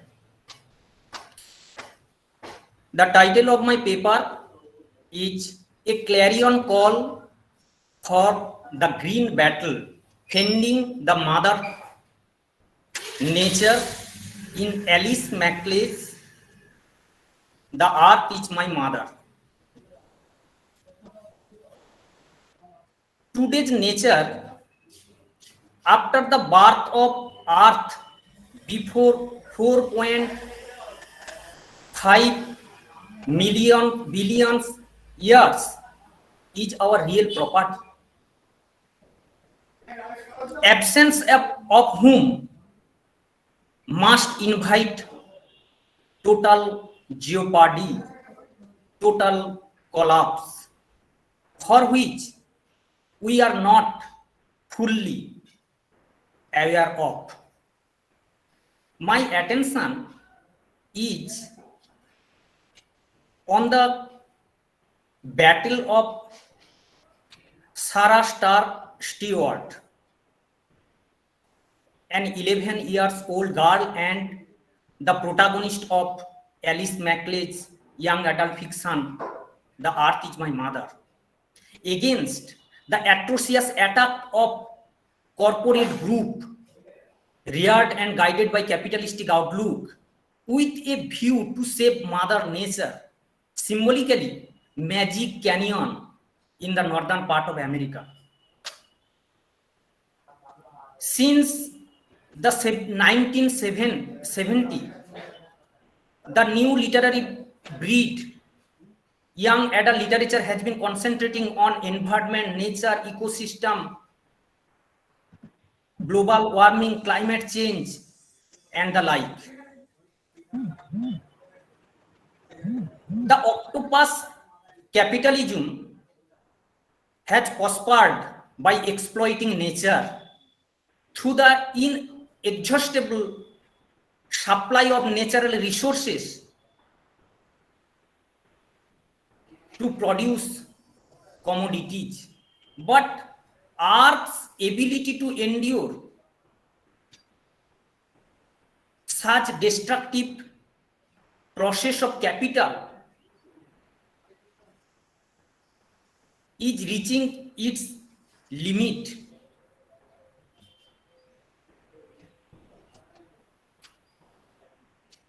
While humanity has a massive task to do against it in order to protect Mother Nature, children and young adults are active in this task. A survey has been done by United Association on Environment and revealed 46% young adults all over the world are very active to protect their Mother Nature. Just like we can mention Greta Thunberg, Louisa Newbery, Riddhima Pandey, and the like, and many more others. In the novel, The Earth is My Mother, the Magic Canyon, with its lush green vegetation and other beauties and bounties, appears to be a perfect specimen of ecosystem. But unfortunately, the existence of this pristine gift of nature gets completely jeopardized, total collapsed due to the inordinate greed of corporate group named Grand View Corporation. The protagonist, Sarah Stark Stewart, and her mother, Abigail Stewart, sought their rest and repose in this Magic Canyon, far away from the madding crowd of city life. Mother Abigail used to inspire Sarah Stark to be responsible towards nature, the second mother, with her devotion and words. Life is a circle and circles have no end. So if you love someone, they are part of you forever, because you, the person you love, and all the animals and birds and fishes and flowers and rocks and trees are connected, flowing into each other in the great glittering, sun-rising, never-ending circle of life. Being moved at heart by the uncouth violence of nature, Sarah, with iron determination, tries to reach to the roots of this evil. She started studying petroglyphs to know much more unknown about the Magic Canyon in order to unfold the mystery of the magic. The first step of her green battle is that she organized a mass meeting and she strongly proclaimed, "We, the children of our mother nature, she loves us and she needs us. Be responsible to her." Shukdev, please finish within 1 minute or. Her agreement. As she continues her struggle, her short movies on Magic Canyon, slideshow, television casting satisfied the mayor of the court of the city council, and the mayor passed the verdict in favor of Sarah Stewart. At last, tears rolled down from her eyes and she murmured, "Thank you, Mama. Thank you, dear Mother Nature." The present scenario of eye for an eye, more and more avarice, towering passion make us running behind wild goose, and incessantly we are being blacklisted due to the mechanical musing in lieu of scientific and blissful thought process, resulting of the rivalry between human nature and mother nature. The covetous mode of fast life and the deforestation in the name of modernization and industrialization knock us off our perch. We are dilapidating ozone sphere, the protector of ultraviolet rays and poisonous cosmic rays, evicting roots of shrubs where sparrow and bulbul would dance, cutting trees where nightingale and skylark would sing, melting glaciers and releasing primitive toxicated microbes, allowing a baby at breast to play with screen. But oh, grasshoppers, daffodils, marigolds, how would we expect the green and tender gene like Wordsworth and Keats, Rabindranath and Jivanananda? Hope we wish for more and more young adults like Sarah Star in each and every nook and corner of a better world. To conclude, I quote a line from Mohit Agathi in New York Times. Environment is no one's property to destroy. It is everyone's responsibility to protect. Thank you, sir. Thank you. Thank you. Thank you, Mr. Kuila. Yes, we have a very bold, illuminating presentation with reference to the earth is my mother. Mr. Kuila has nicely depicted the valuable battle of a character named Sarah Stewart against the atrocious attack of corporate world, guided and reared by capitalistic outlook, with a view to save Mother Nature symbolically, the environment of Magic Canyon in the northern part of America. Thank you, Mr. Kuila, once again. So now we will move forward to the final presentation for today, and this will be presented by Ms. Komal Yadav, research scholar from New Delhi, and the title of our paper is Significance of Eco-Horror in Literature. So I request Mr. Yadav to Mrs. Yadav to go ahead with the presentation. Good morning, sir. Good morning. Myself, Komal Yadav, and my paper is entitled Significance of Eco-Horror in Literature. Eco-horror represents human fears about the natural world, killer plants and animals, catastrophic weather events, and disquieting encounters with the non-human. It portrayals of animals, the environment, and even scientists built on popular conceptions of zoology, ecology, and the scientific process. Horror fictions are very much about ambience, place, surroundings, and environment, while lesser examples of the genre use stock scenarios like haunted houses, misty graveyards, and God-forsaken rock outcroppings. Most of the finest pieces of horror writing explores the expression of place in highly specific and deeply innovative ways. Indeed, the most strikingly original aspect of the best weird fiction's expression of place is the ways in which it deforms or weaves our ordinary and often careless ways of talking about the environment into novel and arresting literary expressions.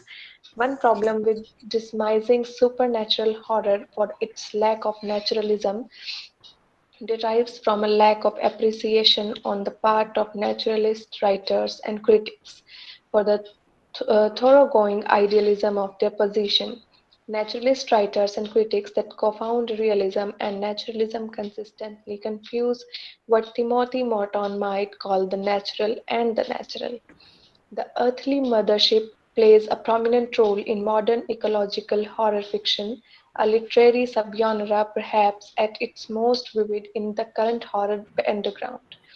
Loosely defined, ecological horror fiction consists of novels, short stories, and anthologies based on environmental and often correspondingly social themes and plot lines.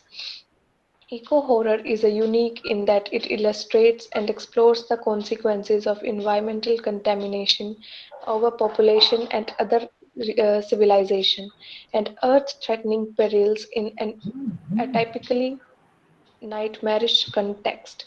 Regardless of Mother Nature portrayals as protagonist, antagonist, or both, the core theme is very clear. When Earth suffers, we suffer. Thank you so much, sir, and now it's over to you. Thank you, madam, for this presentation. And as we have seen through her paper, she has tried to focus on the various nuances of eco-horror as represented in literature. And with this presentation, we have finished with all the presentations.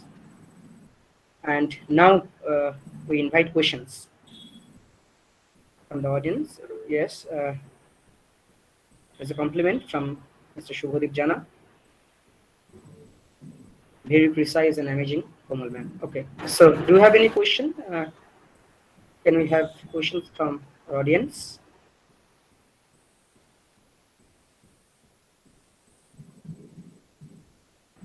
Is there any question in chat box? Mr. Shwaka or Mr. Maite?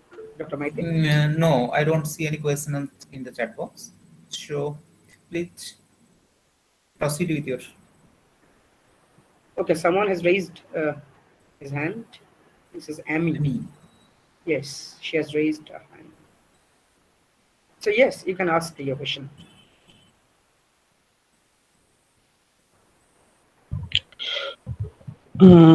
I had a question. Yes, please. Yes. Okay, so this was for Shukdev Koila, for Professor Shukdev Koila, and I was just, I was just wondering, does he not, do you, Professor Koila, not see any problem with uncritically talking about Mother Nature and sort of giving nature this address, giving nature this the crown of mother? So do you not see any problem with that? Shukdev, please unmute and answer the question. Yes. I mean, I really appreciate the boldness with which you spoke of nature, spoke against anthropogenic climate change and spoke for environmentalism. But at the same time, do you not feel that this gendering of nature can be very problematic? Shukdev, unmute. Okay, do you understand the question, Shukdev?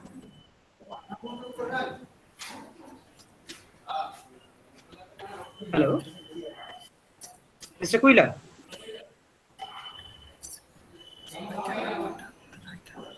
Oh, he's speaking. Some technical problem, I guess. Am I audible, sir? Yes. Please carry on. Hello, please. Please, question again, please, sir. Sadnik Jadov. Okay, please Uh, repeat the question. Of course. So I was just asking, thank you for the, for the bold presentation and for championing environmentalism. But I was just wondering, do you not see any problem with gendering nature like that, with calling nature mother and creating this filial relation? Do you not see any problem with that? As per eco-criticism, as per we are trying to we are trying to through this literature, through criticism, we are trying to rethink our position, right, in terms of with relation to nature, with relation to ecology. So there, that uncritical approach to nature, do you not see any problem with that? No, there is no problem. But I have presented my paper very shortly and very partly. So I have much more information as I have written on my paper. But very shortly I present. So there is no eco-critical idea I have said. There is no any type of problematic idea about Mother Nature I have said through my paper presentation. Okay, so since that is a very brief presentation, so you will be managed to enlighten all the facts if you get more time, actually. Of course. Thank you so much. So, any more questions? Thank you, sir. It's not a question, but another way to answer the query of Mr. Shabnik. I think, sir, there is already the Western tradition there. And if you go to the core ecofeminist work, like the works of Caroline Marchant, Val Plumwood, Karen Warren, you will find the whole Western tradition of philosophical thought related to nature and this gendered issue. Yes, definitely there are certain theoretical perspectives in the later waves, like Professor Swarna mentioned, the third and fourth wave. We are definitely trying to overcome this gendered aspect, but still there are feminist issues which are integrated with eco-criticism. And I think this debate is based on certain theoretical work of certain ecofeminists, which definitely the presenter said that we don't have time to elaborate. But my suggestion is that you should go and read the core ecofeminist philosophers' writing, so that you get an idea how this mother nature concept developed in Western tradition, as well as many writers and eco-critics from India. They have substantiated literary and critical sources from Indian scriptures and Indian philosophical thought also. So I think in a way he presented one of the trends of eco-criticism. Thank you. Absolutely. Thank you, Abhrupal. I was just, it was sort of a rhetorical question. I do understand there is this tradition of eco-maternalism and ecofeminism for a long time. Did speak in a way that was fairly uncritical. But I was just wondering what his position was. But thank you. I will definitely Thank you. read up on that. Okay, another person raised his hand, Mr. Tusharkanti Karmakar. Please. Yes, sir. Thank you very much. My question is for Professor Abhrupal. Thank you, ma'am, for your brilliant presentation. As we have read in Amitabh Ghosh's The Great Derangement, Ghosh has differentiated two kinds of novel writing process, in which he has differentiated Barbara Kingsolver's fly behavior and Lee Jensen's Rupture as different kind of novels which try to address anthropogenic climate change from those novels which use as their setting dystopian tales and with the projection of apocalypse, etc. So, what is your opinion on these kind of decisions that Ghosh is making? And do you see in this kind of division any notion of value being attached? Thank you. Thank you. This wonderful question. Definitely, Ghosh has presented a perspective on climate change fictions and definitely some dystopian, what I would say, setting. But my take on this is that Barbara Kingsolver is presenting a very real world problem, right? She is a scientist, evolutionary biologist, and she is an eco-critic. So what she presents in her novel is particularly a phenomena which is going on right now. Now, if you go to the WWF website and the different websites in West on biodiversity loss and species extinction, you will find this phenomena is happening there, and it's a kind of butterfly effect. So definitely, Ghosh has presented in his work a definite part of it. But what I presented in my paper, I couldn't present the whole thing. It had a lot of theoretical underpinnings. I presented it as a completely anthropocenic novel, right? Anthropocenic novel have many things, like they have speculative fiction also, but Kingsolver's work particularly is a realistic novel. It's not a speculation. It's a phenomenon that is happening right now. Like the alteration of the migration pattern, which was happening for generations. Like from there is a big biosphere reserve for monarch butterflies in Mexico, but they are flying to the more cooler climate. So these this may be a dystopian in a way with some reservations. I'm adopting that word from you, but this is not actually a dystopian. In my sense, it is not a dystopian. There are many connotations which I cannot explain right now, but it's a realistic novel. And definitely what Ghosh has presented in climate change, my presentation is differing from that. But yes, definitely what Ghosh has said, it's absolutely okay. That is another interpretation of the novel. So I think it's better that I should stick to what I wanted to present. I definitely have mentioned Ghosh in my literary survey.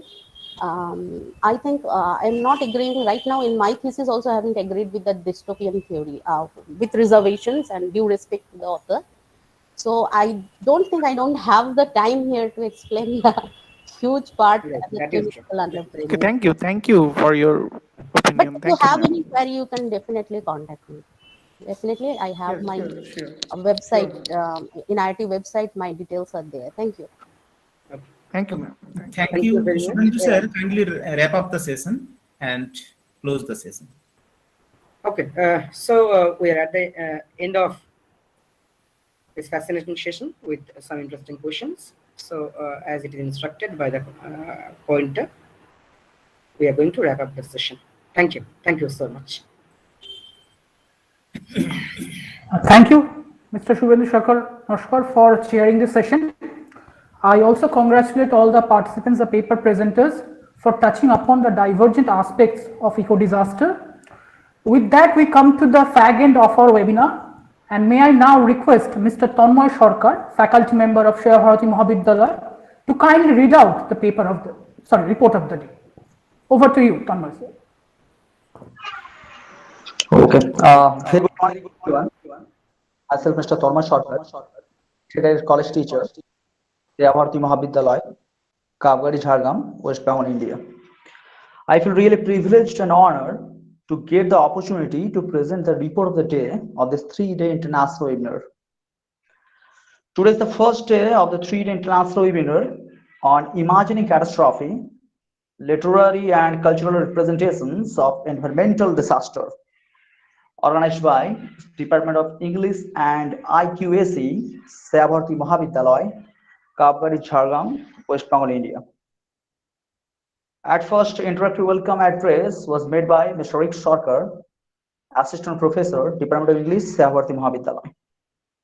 Next, inaugural song was sung by Ms. Papia Das, alumni, Department of English, Seva Bharati Mahavidyalaya. After that, The webinar was inaugurated by Professor Dr.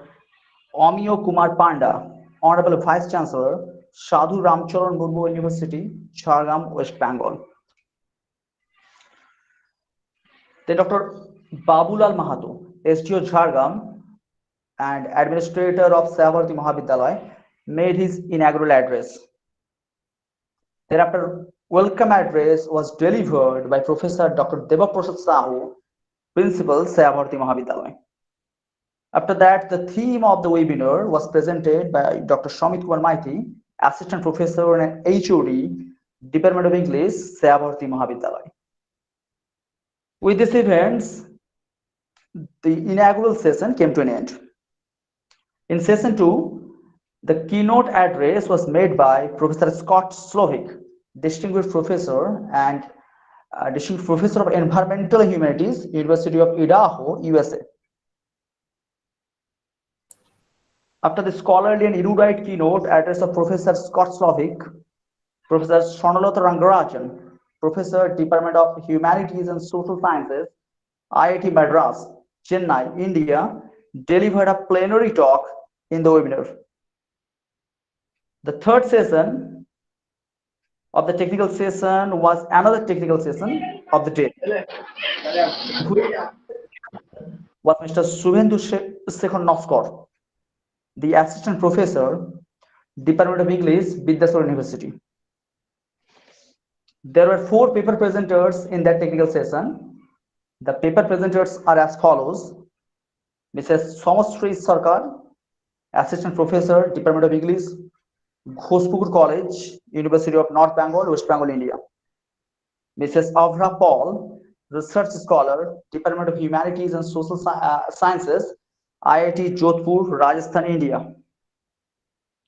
Next, Mr. Sukhdev Kuila, State Aided College Teacher, Sukumar Sengupta Mahavidyalaya, Keshpur, West Bengal, India. Mrs. Komal Jadhav, Research Scholar, Najafgarh, New Delhi. This is all about the events of the first day of the 3-day international webinar. Thank you. Thank you, Mr. Tanmoy, for reporting on the proceedings of the day. May I now request Dr. Shamit Kumar Maiti, Organizing Secretary and Convener of the webinar, as well as HOD of the Department of English, to kindly offer the formal vote of thanks and conclude the proceedings for the day. Over to you, sir. Thank you. Thank you. Myself, Dr. Shamit Kumar Maiti, Assistant Professor and HOD, Department of English, and also working as the IQAC Coordinator of Seva Bharati Mahavidyalaya, Kapgari, Jhargram, West Bengal. As the Organizing Secretary and Convener of this 3-day international webinar, I express my heartfelt gratitude and sincere thanks to the Chief Patron of this webinar, Dr. Babulal Mahato, WBCS Executive, SDO, Jhargram Government of West Bengal, and Administrator, Seva Bharati Mahavidyalaya, for gracing the inaugural event and for his encouraging words. We are also grateful to the Chairman of this webinar, Dr. Debaprasad Sahu, Principal, Seva Bharati Mahavidyalaya, for his kind cooperation, constant motivation, and administrative support for organizing this webinar. I also express my thanks to Dr. Binod Chaudhuri, Vice Principal, Seva Bharati Mahavidyalaya, for his moral support and cooperation. I also convey my deep sense of gratitude and hearty thanks to Professor Dr. Amiyo Kumar Panda, Honorable Vice Chancellor, Sadhu Ramchand Murmu University, Jhargram, West Bengal, India, for gracing the inaugural session of the webinar and for inaugurating the webinar with his very erudite speech. I also express my hearty thanks to Papia Das, the ex-student of the department, for singing the beautiful inaugural song.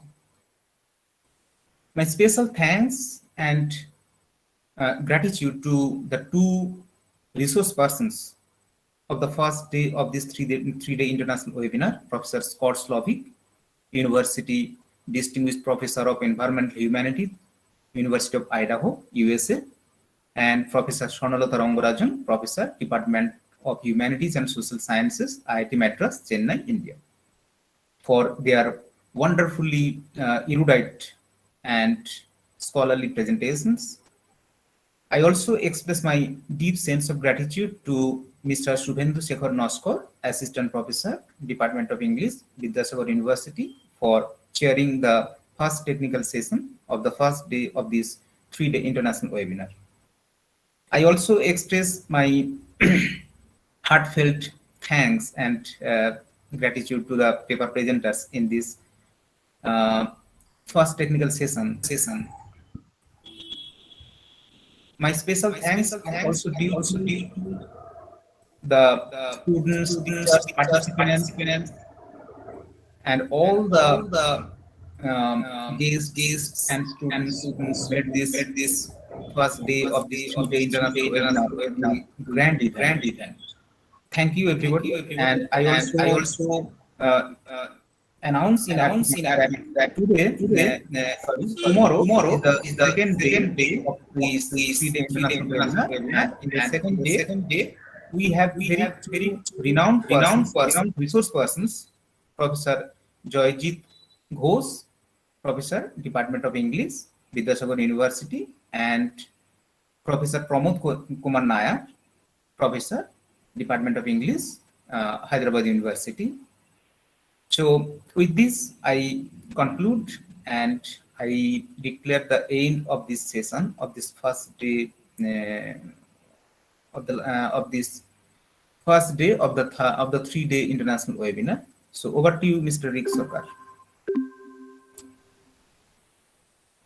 Rick Babu, please unmute.